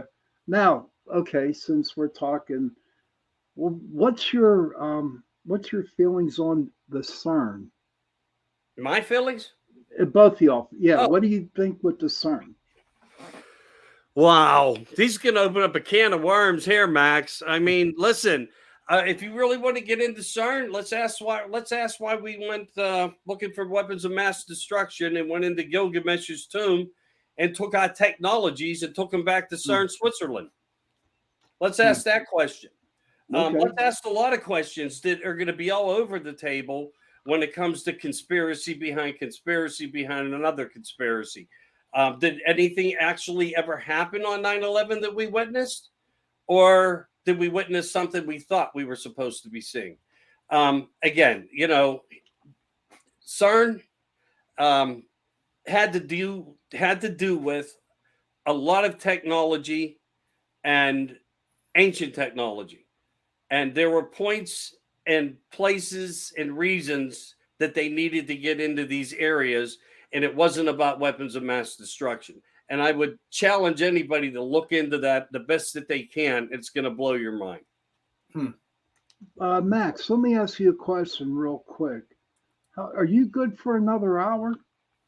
Yeah, sure. Why not? Yeah. Okay. Because I need to tell everybody at 9 o'clock, we're going to go to our segment called Into the Night here on Chasing Prophecy. So what's going to happen is around 9 o'clock, I'm going to give us a minute break, okay? And then we'll come back and we'll just continue talking because I tell you what, this is a very interesting show, and I'm not saying this because I'm the host of this show. I'm just saying I am learning so much from two intelligent minds, to be honest with you. So, well, thank you. That's good to hear that. So. But no, because if you're talking wormholes, okay, and everyone's so big on this CERN, where it just makes more little circles, more little holes. Excuse me. And what is that? Tell me again. How do you spell that? First of all, CERN. And that pertains to what? Some sort of a weapon of mass destruction. No. It's a machinery that all I know how I understand it is that it opens up different portals out there. Let's talk about the God particle. Say it again, Michael. The God particle. The God particle. Okay. Yeah. CERN was developed in very early stages, in very small stages. A lot of government secrecy, money given to colleges. Small compartmentalized scenarios. We're working on the theoretics of how to build it, what to do with it. And then they went over to CERN, Switzerland, and they decided it needed to be built there. that had to be the place for it to be built. And they went underground and they built this elaborate circular type of structure where they would send the atoms to Right. get the atoms to Smash. be right. To find the smallest particles they could. Exactly. Yeah, okay. So And that was parts of it. And what had happened when they found the accelerator that would make it work, which came out of an ancient tomb known as Gilgamesh, where his father, one of the ancients of the Anunnaki, who brought this technology here, opened a porthole. When they turned this on, it was even reported in the Switzerland newspapers that the beam of light came up through the ground into the upper stratosphere, and it opened like a portal. Now, this can be found in newspaper articles that were written over in southern Switzerland when this took place. Okay. This all plays part also to biblical scenarios of belief, and some of it's very negative. Oh, River wrote something really big. Let me read this for She you. does things like that. Thank you, River. Go Yeah. ahead. River says, I was told something pretty creepy by a New York governor in Warwick when I saw the Golden Cigar UFO plain as day in Goshen, New York. His words still haunt me today. I was at the American Legion and he looked me dead in the face and said, if I saw it, it wanted me to see it, and there is a reason in that I shouldn't talk about it with any other official. And I asked why, she said. He said, don't do it. I asked, why would the UFO want me to see it? He just looked at me, so I asked him, how much do you know? He said oh, she has some more stuff to write. Okay. But yeah, River. God bless you, River. She's the best. I'm telling you. She's really good. You know, Max, what's really funny about my encounter was I never anticipated having one. I was just playing with a light. And the reason I'm going to share this with you is because I think we actually made mention of it the last time you were on, and I had to bring you through by telephone. Okay, yeah. So I was sitting playing with a light, looking into a pasture, you know, just spotting for deer, basically a deer spotting light. Just sitting here hanging out, wasn't even thinking about anything. For some reason, I've been watching the sky a lot lately. I actually write under something called What's in the Skies. And I was thinking about narrating and opening and starting how I would be more productive, talking about creation above, and from above, everything comes and happens below, and so forth. And I'm sitting there and I'm just playing with this light and I'm flickering it 1, 2, 3. It's like low, medium, high, off, something like that. And above my head, out of nowhere, and I have a very, very large driveway. My driveway is probably, we'll just guess and say 65 by probably 50 feet, maybe even a little longer. This light lit up above me that covered that whole area. And all I saw was the light. I didn't see the outline of anything. The emotion of it happening was first like, what am I looking at? And that was my thought, truthfully. Mm-hmm. I've talked about this a lot, and my story's never going to change. But I thought to myself that I just see what I thought I saw, and I decided to flick the light again, and I flick it. The light intelligently flickers back to me. It lights up. It stays lit for about, I don't know, I'm just going to guess, say maybe 10 seconds, slowly calms itself and goes black. And I think to myself, I just saw what I saw. I know I saw what I saw. So click, click, click. I go through the motion again. Low, medium, high, on, off, whatever this Black & Decker spotlight thing did. There it was again. Then at that moment, I thought to myself, what did you just get yourself into? And as I thought about that, I started calling for somebody who I knew was close by, and I wanted them to see this. and they never heard me. They never heard me call for them ever. And I've often thought to myself, I need to have some hypnotic regression done because there's got to be something I'm missing. The one thing I can tell you is the hairs on the back of your neck theory does happen. Yeah. Well, what do you think? To myself, what is this? And as I thought that, it left me alone. Yeah. But what do you think regressive hypnosis would do? I don't know. I feel like there's something missing somewhere. Yeah. Why did nobody hear me? They should have heard me. They were 30 feet from me. Yeah. Maybe that light had, and I'm not being funny here when I say it, but maybe it had you in some kind, a dome of some sort, to where it was you and this whatever it was, and no one could hear you. Maybe they just blocked off everything that you said. And that could be 100% true. I don't know. All I know is click, click, click. There it was. Click, click, click. There it was, intelligent. Click, click, click. Scared the crap out of me. I asked myself, what the hell did you get yourself into? And it was like it knew it.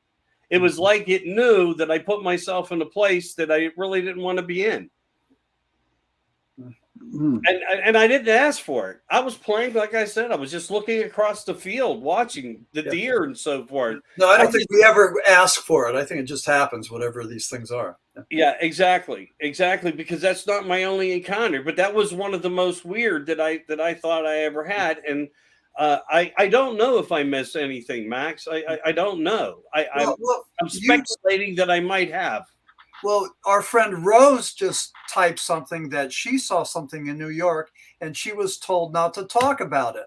So what's up with that? I mean, she was right. She didn't complete that. She was writing more, but what's up with that? It's almost like a Men in Black scenario.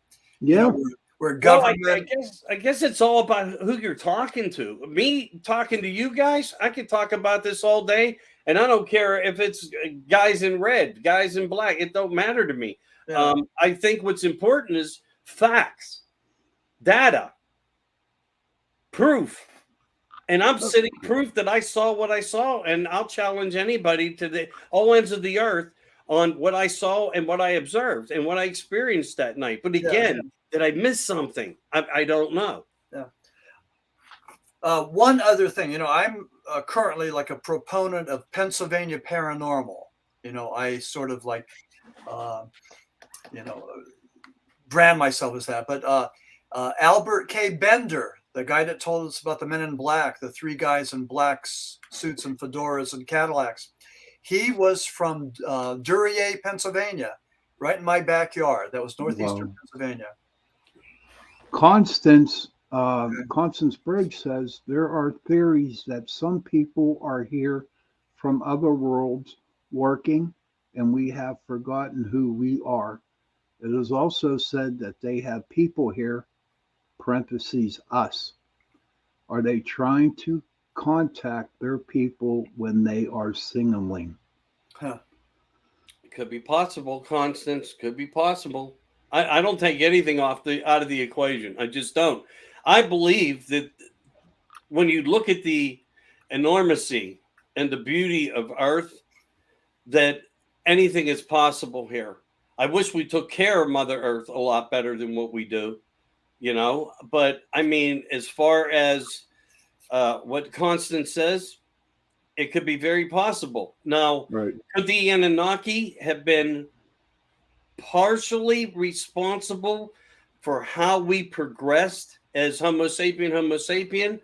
Maybe, quote unquote, I don't know.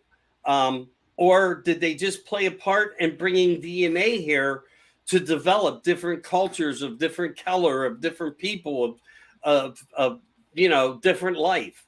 How did it all get put together? When you look at things that way, because when you can look across this beautiful landscape that we call Earth and see so many different beautiful people, and the problem's never with people. It's the problems with government, of course. But, I just look at it the way I do. It may be a little bit, off the wall, but It is what it is. I just think that people played a part into our development, without a doubt.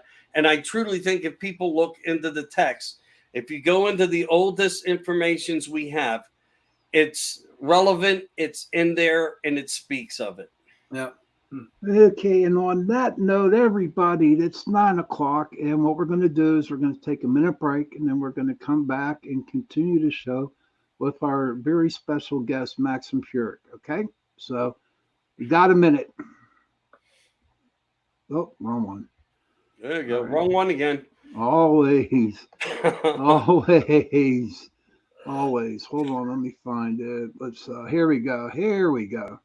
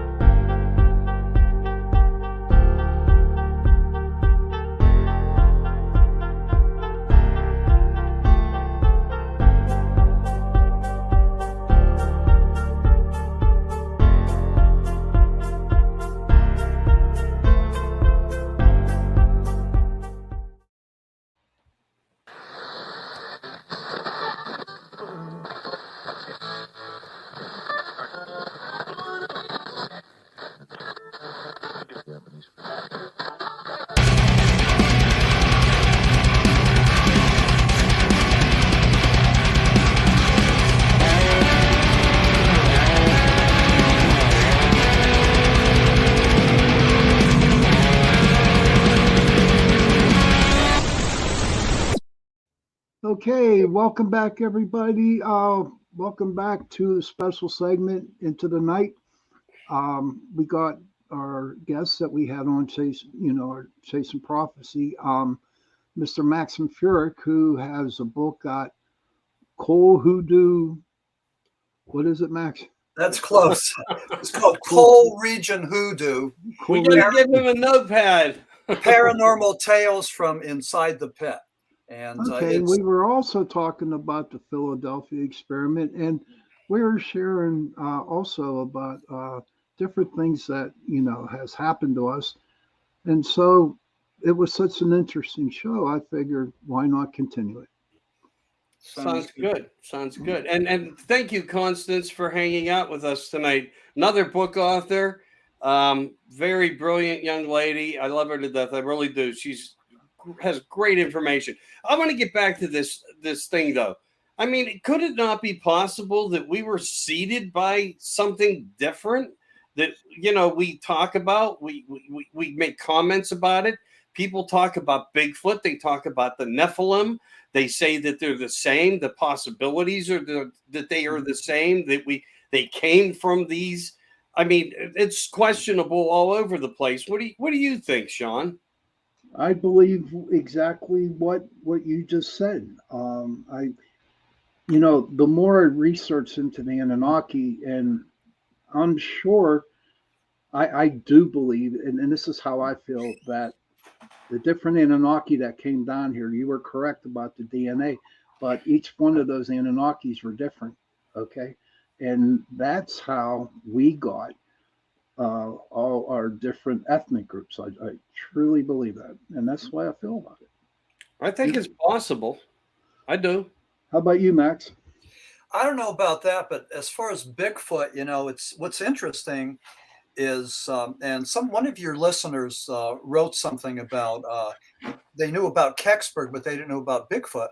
Well, Pennsylvania, depending on who you talk about, is maybe the third state with the most Bigfoot and UFO sightings, or maybe the 10th.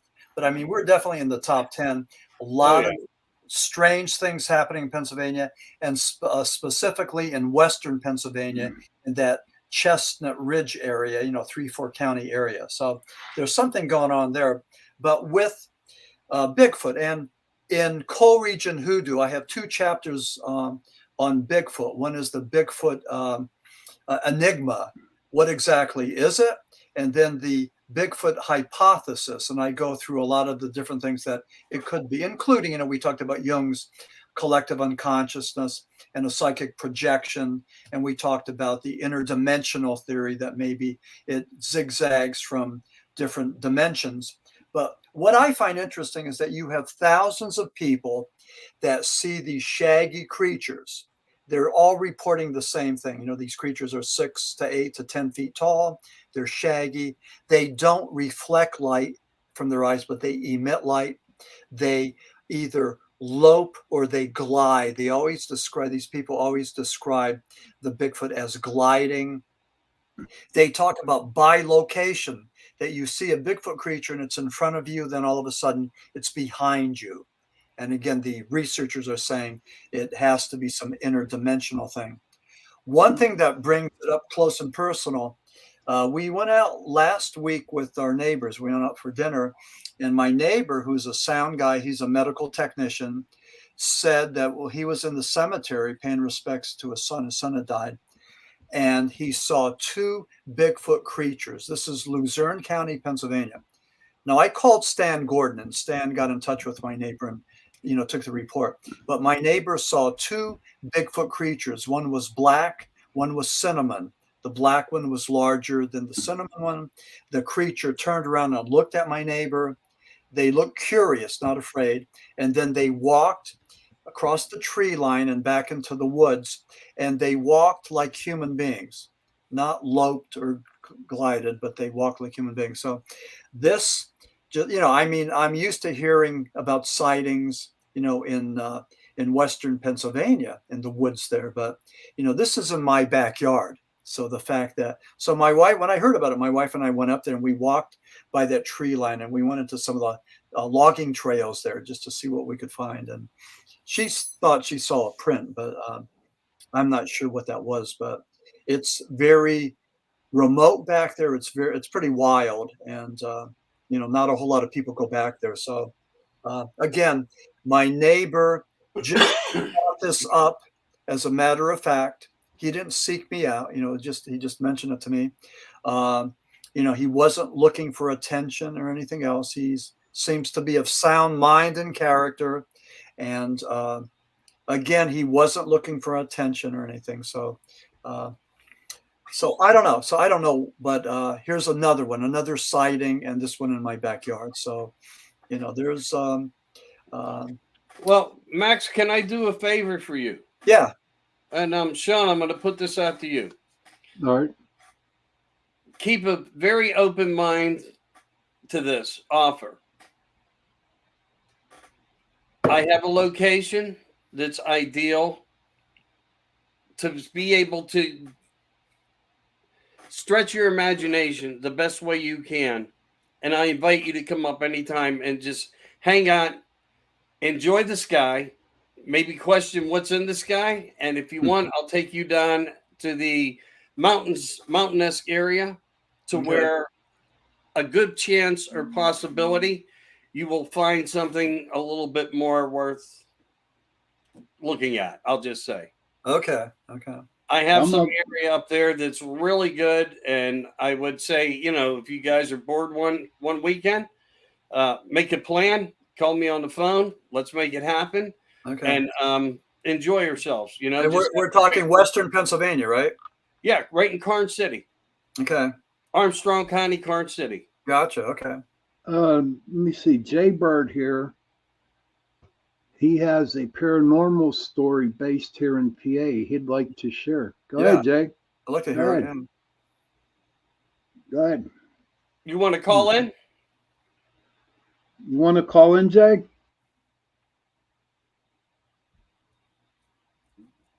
But let me ask you this, Matt. Why do you think, and Michael, I want to ask, why do you think that Pennsylvania is ranked in the top 10 for all these Bigfoot, UFOs, Dogmen? Why Pennsylvania? Well, first of all, I'm a snowbird. I spent 6 months in Florida and 6 months in Pennsylvania. And we just got back from Florida, but I went to a Bigfoot conference in Ocala, Florida. And I think his name was Ron Moorhead was there. He was there, and he talked about, he's looking at this as a scientist. And he was saying that Bigfoot seems to be in the same locations as the black bear. So you don't find, you don't find Bigfoot in deserts and in Iowa, but you find them in places like maybe California, Washington, New York, Pennsylvania. So you find Bigfoot in states where there's woods and forests, and we have plenty of that. I mean, in between Pittsburgh and Harrisburg and Philadelphia, we have plenty of woods here. So there's plenty of places for Bigfoot to roam, to stay secluded and hidden, places where human beings, a lot of times aren't. There's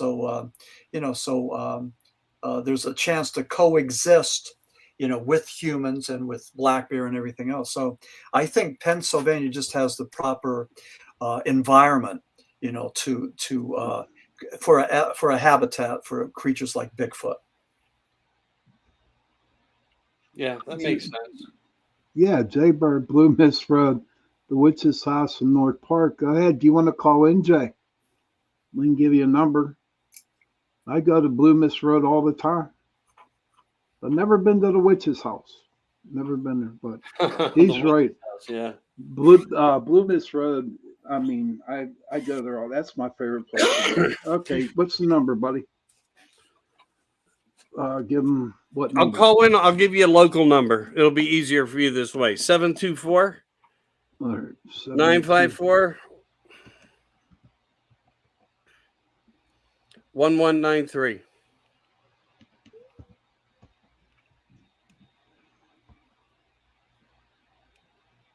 There you go, Jay. There's a number. But I'm telling you what, Blue Mist Road to me is the most haunted. It's not the most haunted, don't get me wrong, but I do like to go down there because at one point in time, before it became North Park, it was one big farmland out there. And what happened was there was a lot of KKK back there that happened, and they did hung a lot of black people out back there. Okay. And also, there was a lot of satanic rituals. There's a lot of witches stuff and all that. It's really, really haunted. It is creepy. Huh. I enjoy going there. I'm sure if it was haunted, I was there with a couple young ladies when I was growing up. Here's the thing. I mean, I was all through the park as a kid. I never even heard of this place. I'm just saying. I'm being respectful. Who knows where I was when I was in this park?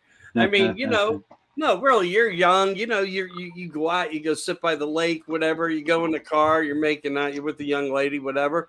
Who knows? I don't know. I've heard about this, but I don't know if I've ever been there. And where exactly is that? What part of Pennsylvania? McCandless, PA. Okay. Yeah, like the North Hills area of Pittsburgh. Yeah. Gotcha. Okay. Yeah. Okay. Yeah. Okay. I mean, the whole park's creepy, man. Oh, I don't know, man. Good fishing out there, though. So, how about your place, Max? Any pretty cool places out there where a lot of paranormal stuff happens? Well, I'm originally from Berwick, Pennsylvania. That was the birthplace of Richard Sharp Shaver. And Richard was big in the 40s, with the Shaver mystery and, the Duros, all the, he said that he was a prisoner. Okay, one second. I'm sorry. I apologize. Held underground. Let me get your brother. Good. And all right, I got you live. Go ahead, brother. You want to share your story out of North Park, Pennsylvania? Yeah. So this happened last year on Halloween. A friend of mine and I went up at about 3:00 in the morning because we've heard a lot of stories about Blue Mist Road. I'm originally from Phoenix, and I've sought out the paranormal my entire life.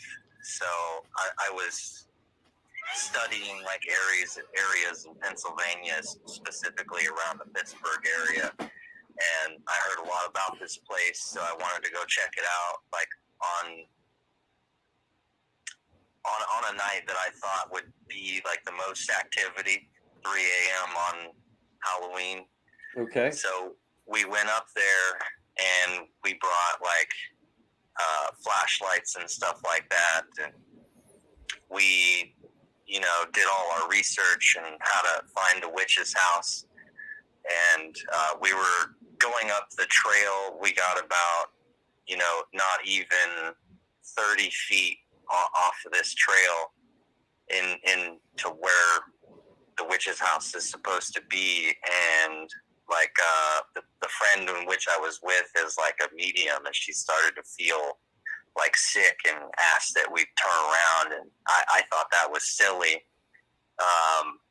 So like we're standing there talking about it, and all of a sudden, like in the darkness, like I turn my flashlight over and we see like a tree branch, like the size of my arm, like break off and fall to the ground. And I looked at her and I said, okay, yeah, I think it's time to go. Whatever presence was there really didn't want us there at that time. So we get back onto the main trail, which is now like a paved walking trail. And jokingly, I shine my flashlight over to where we just were. And I was like, hi, look at that. Like, it looks like, and I stopped myself and I realized that it was like a pair of eyes, like in the darkness, like right there by where we were just standing. And we both stop and stare at this pair of eyes, and 2 pairs become 4, and then 8 and 16 and so on and so forth. So we got like terrified and decided like to hightail it out of Dodge, and I was like, I think it like might be coyotes or something, honestly. Yes, there's a lot of coyotes out there, This Jay. pack of eyes was like just stayed just far enough outside of like the scale of our flashlights, and like our flashlights like started to die like on the way back, like they wouldn't stay on, so we had to break out our phones just to like see the trail on our way back to the car. And like these eyes like were like on either side of us, all the way up on the upper portion of the trail and down where the creek runs along like the natural trail, and they followed us all the way back to the car, like 3/4 of a mile. And by the time we got back to the car, we were so scared we ran back to the car, jumped in and turned on the headlights, and we could still see like 30 or more of these pairs of eyes like just watching us, like just far enough outside of the scope of the light where we couldn't see what they were. And you didn't hear any signs of like animals during that period of time? Nothing. We heard no sounds of like breaking sticks or anything. So like we thought, like based off of like the history and the lore there, that, it was something conjured to in essentially escort us out of there to make sure that we didn't go any further and look for what we were looking for. Hey, Jay, did you go beyond the barrier right there at the crossroads? What was that? He's not hearing you, Sean. Can you talk into your microphone? Okay, can you hear me, Jay? Yeah. Okay, did you cross, when you got down to the crossroads, did you go over the barrier and walk down that way? Yeah, we crossed the creek and went up, like where the hill starts to climb, where the witch's house is supposed to be. We almost broke, like we were well into the tree line at that point when like the branches started to snap, and we decided that, hey, I don't think we're supposed to be here right now. It's like we went up there with the intent of, trying to find something, and it certainly found us. Wow, that's amazing. Yeah, That's Max. You want to know what my first thought is? 2 eyes led to 4 eyes. 4 eyes led to 8 eyes. 8 eyes led to 16. There, right there was. I'm like, what is that? Yeah. Me too. I mean, there's a moment here that we're of something that we're listening to that I got to tell you, I've heard a lot of things sitting behind a microphone. I've never heard anybody express eyes just doubling. And I know, Sean, you're saying something that this could have been connected once upon a time to the Ku Klux Klan. I mean, Yes. were people hung all through it? Did you hear any other noises besides when that huge branch broke in front of you? We heard like a silence, like from the moment we got out of the car, like it was like a feeling, you know what I mean? Like It was airy. like, yeah, like a presence, like, you know. And like I've always been like really connected to the spiritual world, so I've often sought it out like that. But I mean, I was skeptical still, even after having many paranormal experiences. And like to be honest, like when I saw those eyes, like I had never felt a sense of dread like that before in my entire life. Yeah. You know, like whatever those things were, like had such ill intent towards me and my friend that was with me. Like it was terrifying. It was like happiness and joy was being sucked out of you just being in the presence of these entities. It was probably a good thing for you to get away from that place. It sounds like that was a place of evil. And what did your friend think? You said she's a psychic? Yeah, we talked about it a lot, like over the next couple days, and she thought that maybe they were like familiars or something, like from this witch. Yeah. Because the legend goes that the witch's house, like she used to sacrifice like children and animals and this, that, and the other, you know, like to the devil, like on this land, and like essentially scarred and cursed that part of the forest because of like that ill activity that this person did way back when. And honestly, like I felt that, you know, I had never felt such an evil presence in person like that before.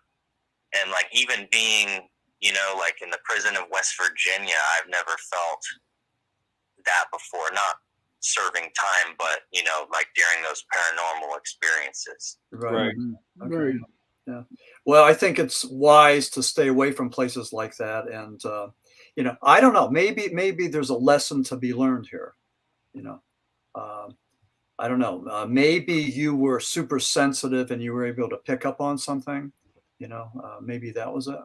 But it's good that you're sharing that with us. And is that a place that people normally go to, this Yes. Okay, yeah. Yes. I go to it as much as I can. I love it. Okay. It is creepy. I'm telling you. Now, Jaybird, can you hear me? Yeah. Okay. So when you walked on the main road down there, Blue Mist, and you came to that crossroads, right? Did you make a left and follow the path up to the house? Yeah, we did. We crossed. We crossed over the creek. There's a small unmarked trail that you'd have to know that it was there. It's the house. Did the roof fall through? We didn't get up that far. Like whatever it was stopped us about 30 feet onto the trail, you know, by letting my friend know that it wasn't a good idea to keep going. Okay. You know, and like granted it was fall, but it was really cold in that area. You know what I mean? It was never felt anything like it. That was a blessing that you guys did not go to that house, because that house, I've been up there a couple times during the daytime. I will not go up there at night, but during the daytime, there's a very, very eerie feeling about being there. I want to go back, but not alone. You know, like the time in which I chose to go was probably the worst time that I probably could have gone, because of that lightened barrier between the two realms. Oh, yeah. The veil. Yeah, and you know, I've been thinking since it happened, like, about going back but it's not something I want to do by myself. You know, it's more of like a curiosity. Like, I need to see this stuff during the day and, you know, like retrace that. Mm-hmm. What type of answer are you looking to get out of this if you were to go back? I don't know. You know, like, essentially, like, to say like that really happened and that wasn't some sort of singularity, you know? Mm-hmm. Yeah, one time occurrence kind of freak thing. Get you. Yeah, I got you. I don't know. You But guys, you know, but I would, if you do this again and experience that again, I mean, what good could come out of having feelings of dread and evil? You know, what good could come out of having your feelings of joy, you know, sucked out of you? I mean, it sounds like, you know, like you're being drawn. It's almost like the it would be conquering my own fears, you know, like feeling something like that. You know, like, I'm not a small man, you know, and to feel that small, you know, I just felt that maybe if I go back with some other level of spiritual protection, that I could conquer that fear. Mm-hmm. I see where I definitely see where you're coming from.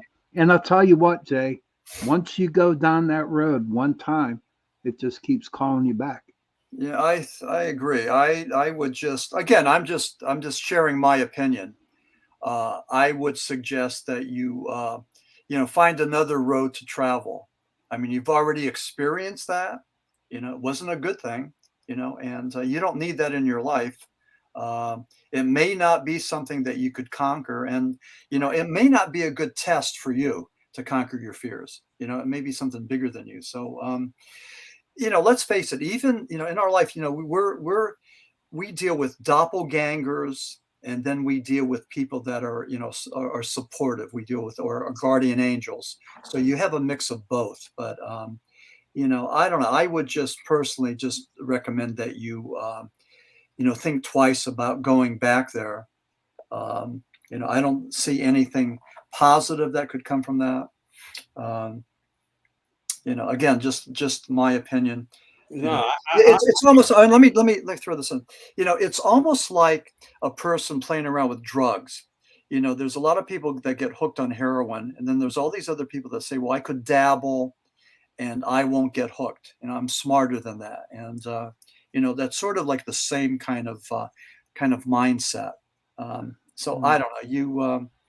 You know, I mean, you know, you're in a position where you can make your own decision, but based on make an informed decision. And by listening to some of us, I think some of us are saying, you know, proceed with caution or don't even proceed at all. This may be the wrong pathway.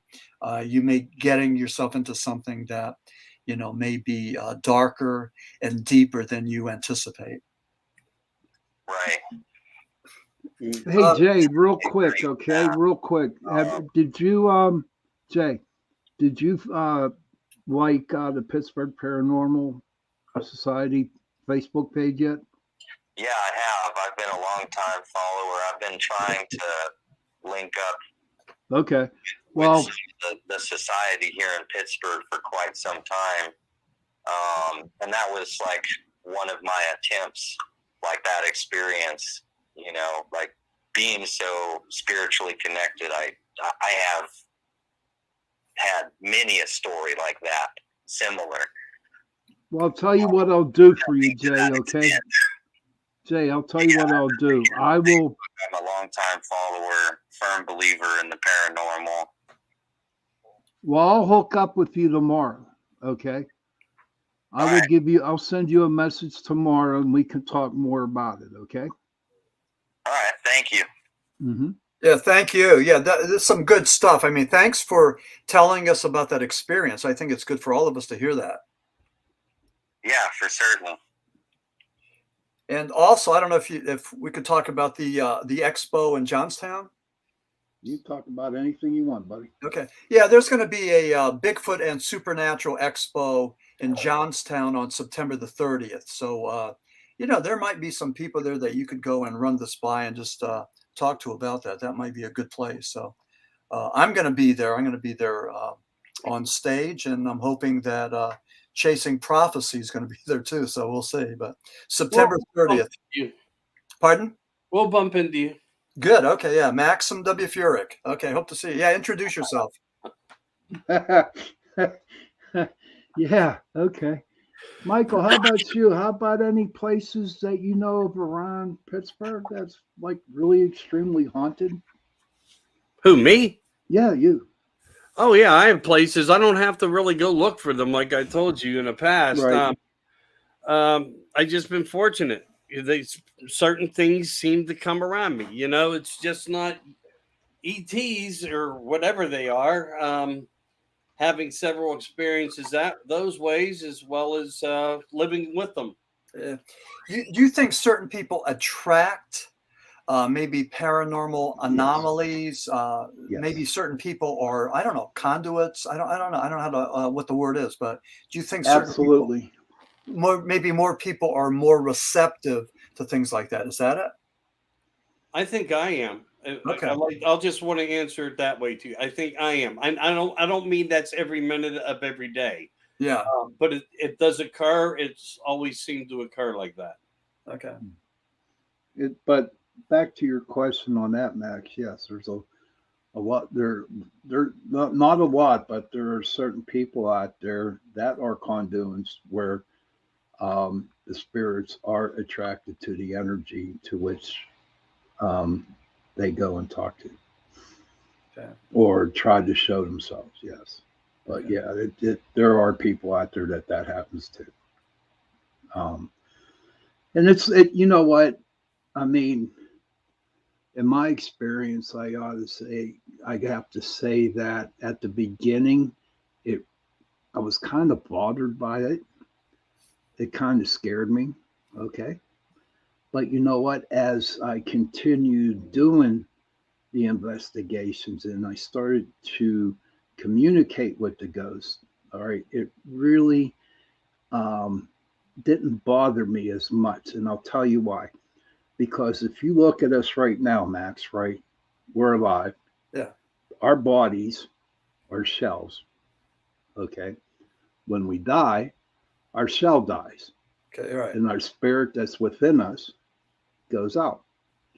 So I started to realize that these spirits out there were human at one time. And so I started to treat them like a human being. Mm-hmm. I started talking to them like a human being. And you'll be surprised on the nice responses that we got. Mm-hmm.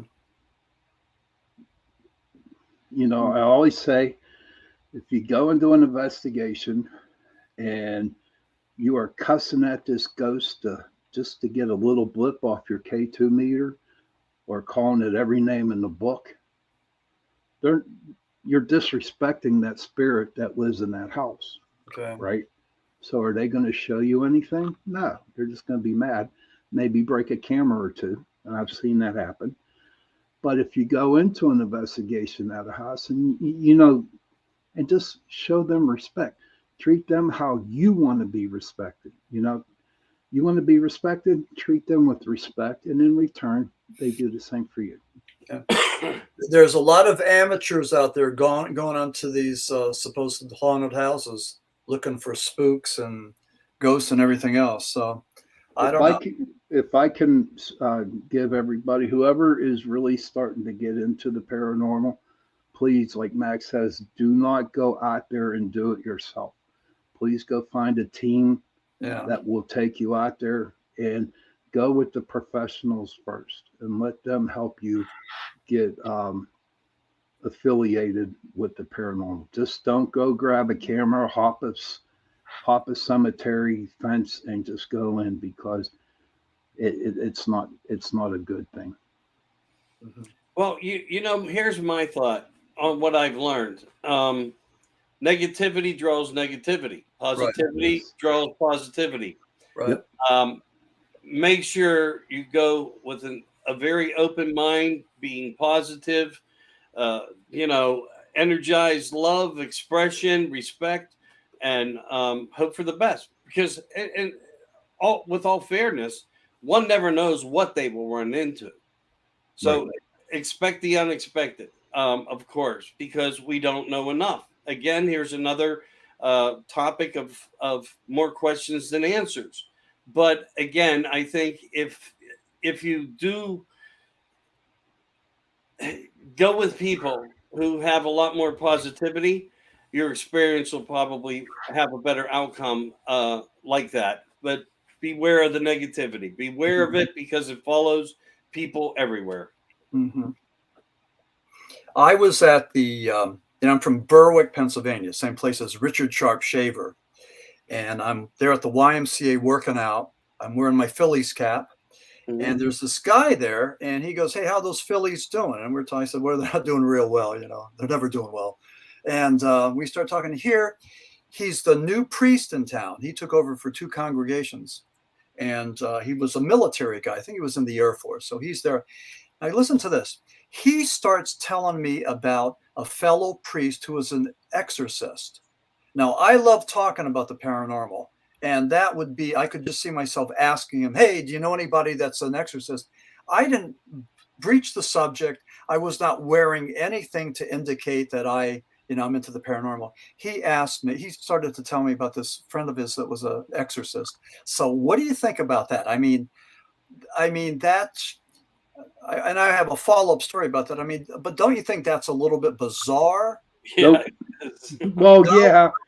yeah, I but, think it is. I but mean, the, you don't go on the street and say and start telling people about, paranormal people that you know. I mean, that was that. But anyway, we started to talk about the paranormal.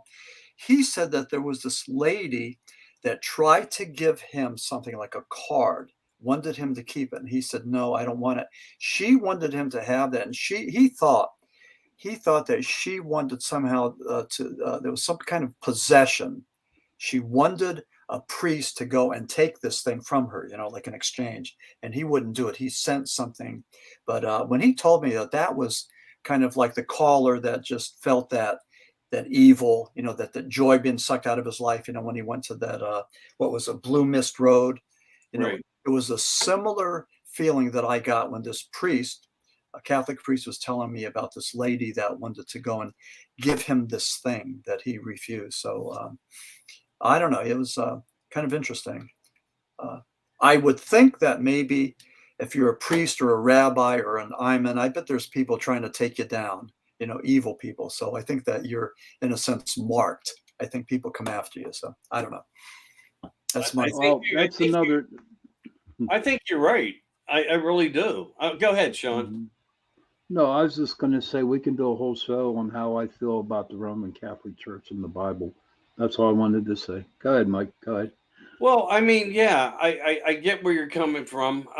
We've seen a lot of things happen, not so good. Um, not everybody is a bad person out there, but a lot of bad has happened. When it comes to the church, and a lot of people are disappointed. And to be perfectly honest with you, and this isn't even easy for me to say, but this was part of a discussion I had with somebody yesterday afternoon. Not a joke. Yeah. Him standing there telling me how his own brother was touched inappropriately by a representative of the church, and his brother's part of the litigation against the church right now. And it's just funny how things come about, and how they are. Who do you trust when you're supposed to put your trust into the one who represents the Most High? Yeah. Uh, you know, I, to me, it's uh, all about manipulation. And I think it's sad for me to say it and admit it like that, but for me, that's the way I feel about it. It's just, Well, I mean, you feel the same way that everybody else does. It's a horrible thing that happened. It has destroyed lives. yes. And and we're still finding out more about it. I mean, like, it's horrible. I mean, I hate to hear about that because I talk about, the positivity, the miracles and apparitions of Roman Catholic mysticism, not the other stuff. And I know that that exists, but it just sickens me. It disgusts me to hear about that. I just don't. How far deep do you get into the Vatican? I don't. I mean, I know that it's a governing body. They're they have a whole lot of money and they have a whole lot of clout, and they're sort of like the CIA and the Secret Service. I mean, they have their spies all over the world. So Yeah. they're huge. So, but They may even be the Men in Black. You never know. yeah. I mean, we just don't know. That's the Yeah. sadness of it. You're brought up in a world, and you look at things in good ways, and they turn out not to be so good of ways. And then you find out the truth that lies behind them. And for me, it's a hard pill to swallow, and it is for a lot of people because people need faith, they need positivity, they need love, they need consciousness, they need light. And right now we're being so beat down on so many different things and so many different patterns. People are having a lot of social anxieties and stuff, and I think that's part of the element of negativity that's making the world so negative. And when you have that type of a system in place, that's all that seems to exist. Yeah. I'll tell you what, the world hasn't changed much, and there's nothing new under the sun. We've always had the war, we've always had the famine, the disease, the pandemics. We've always had the rich versus the poor. And I mean, just take a look at it. The one percenters that rule the world, the one percenters who have most of the money, the one percenters that keep on getting more and more of the share of the pie. That's what's happening. So what they do is they piss us off, get us angry about whatever. Take your pick. The Catholic Church, the transgendered community, transgendered bathrooms in North Carolina. Take your pick. Just find something, abortion, find something that's going to piss you off and worry about that and focus on that rather than the one percenters who are controlling us and manipulating us. They're the puppet masters. And we should all be upset about that. I mean, we're getting squeezed. They're getting more. That's the truth. It's no conspiracy theory. They hedge their bets. They vote on the Republicans and the Democrats. No matter who wins, they win. So That's just the way it is. And if you think otherwise, I mean, anybody out there, you're a fool because that's exactly the way of the world. We're controlled and manipulated by a small group of people, and they're not even billionaires. They're like trillionaires. So, well, let me ask you a question because I talk a lot about this, and I appreciate your thought on it. I really do, with respect. Could these people be doing this on their own, or do you? The possibility goes back to, or is some other entity guiding them? You brought that. Yeah, that's been your theme all night, Michael. I don't know. I mean, how could we know if they're being guided by space brothers or extraterrestrials? We just don't know, and we'd be the last ones to know because they don't tell us anything, and they lie about everything, and they distort everything. They're gonna say they're being guided by weather balloons or Project Mogul, but not extraterrestrials. They're never going to give you the straight skinny. So. I just happen to feel like that there's something with more intelligence than humanity that could have guided this all. And and of course, like you said, it's always been here. They've always been in charge. There's not a doubt about it. They've always been in a place where, what they say goes and usually works out that way. And we're right back into another point plus like that again. To me, it just, I don't see how man could have put and illustrated all this together. It's too big. It's too big. Yeah. And I don't think that man has the brains, at least not these men. I'm not saying because they haven't made trillions of dollars and they aren't running the whole show and they aren't controlling everything and everyone we buy from. All that's factually true. Mhm. But it's, to me, the element just seems to be a lot bigger, and we're never going to get to the bottom of all the answers as long as we trust people like this in our leadership. Yeah. Absolutely. Yeah. I'm going to trust your listeners too to check out my website. If they're Okay. interested, Well, it's www.maximfurek.com. And again, www.maximfurek.com. And that has some information on Shepton, the myth, miracle, and music. That was my paranormal book about Shepton. And then also Coal Region Hoodoo, paranormal tales from inside the pit. And that's the one that I'm really excited about. And, if any of your listeners do happen to get a copy of that, please, I'm going to ask you to please put a review on Amazon. I mean, it really makes a difference with us authors, something to do with the Amazon algorithm. So, if you could do a review, that would be great. So it's called Coal Region Hoodoo. And like I said, I'm going to be out at the Bigfoot and Supernatural Expo on September 30th in Johnstown, Pennsylvania. So Stan Gordon's going to be there and some of the other, players in the paranormal realm. So I'm looking forward to it. I guess we're going to do a panel discussion too. So that should be interesting. Yeah, it sounds interesting. yeah, it does. I like those. John Ventry, he does the Westmoreland Community College one, and Okay. I've been to a couple of those, and I Yeah. like them. I do Yeah. like them. Well, they give you more ideas, right?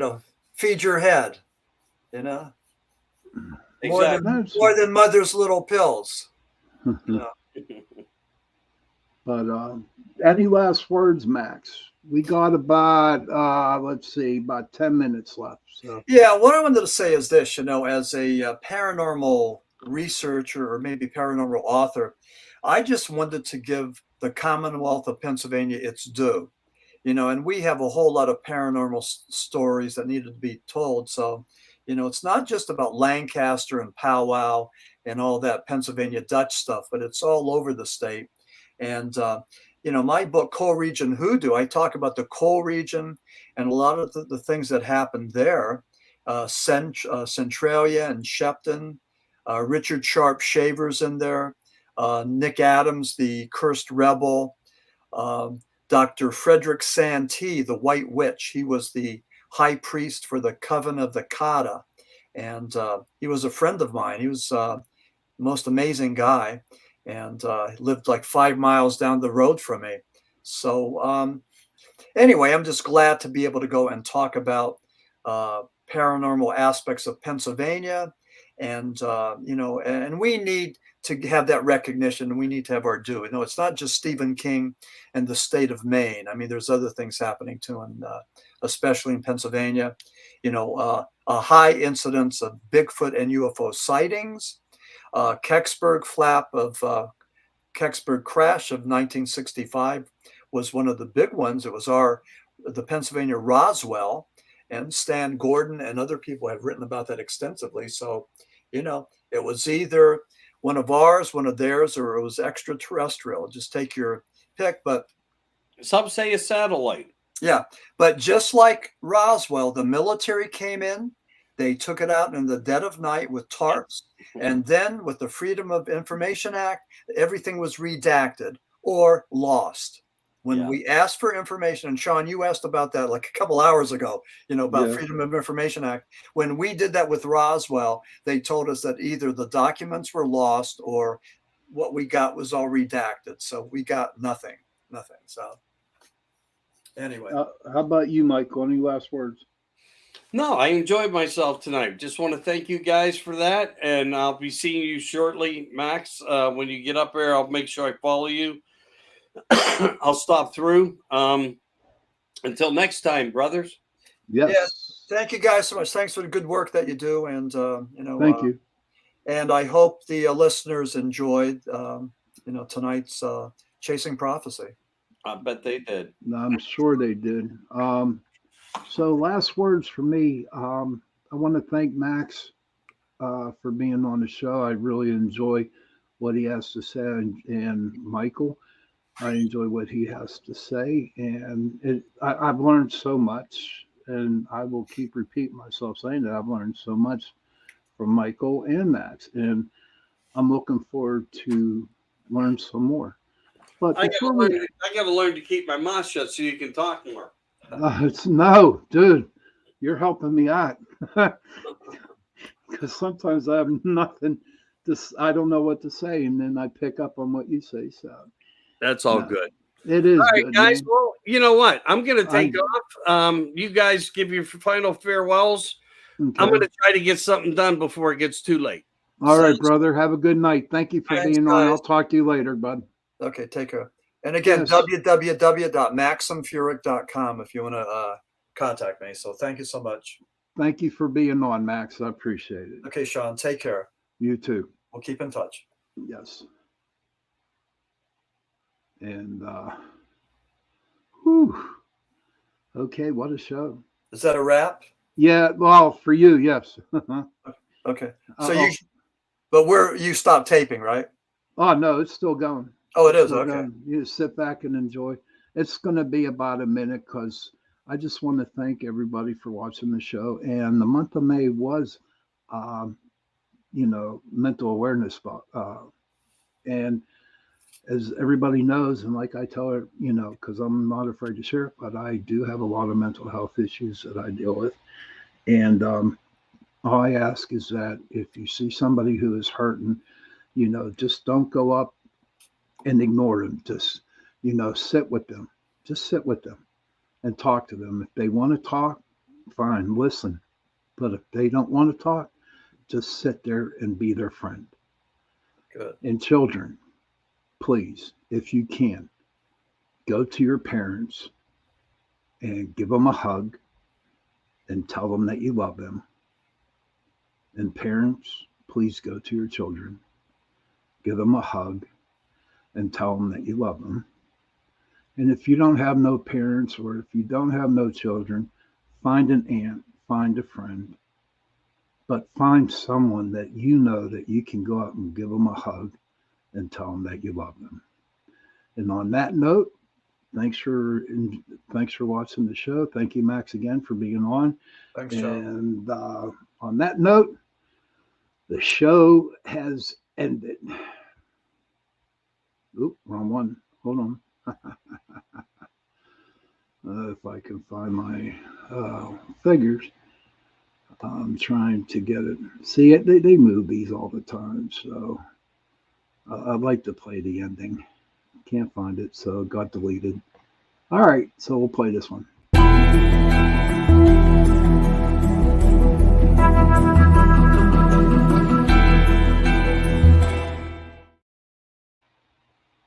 And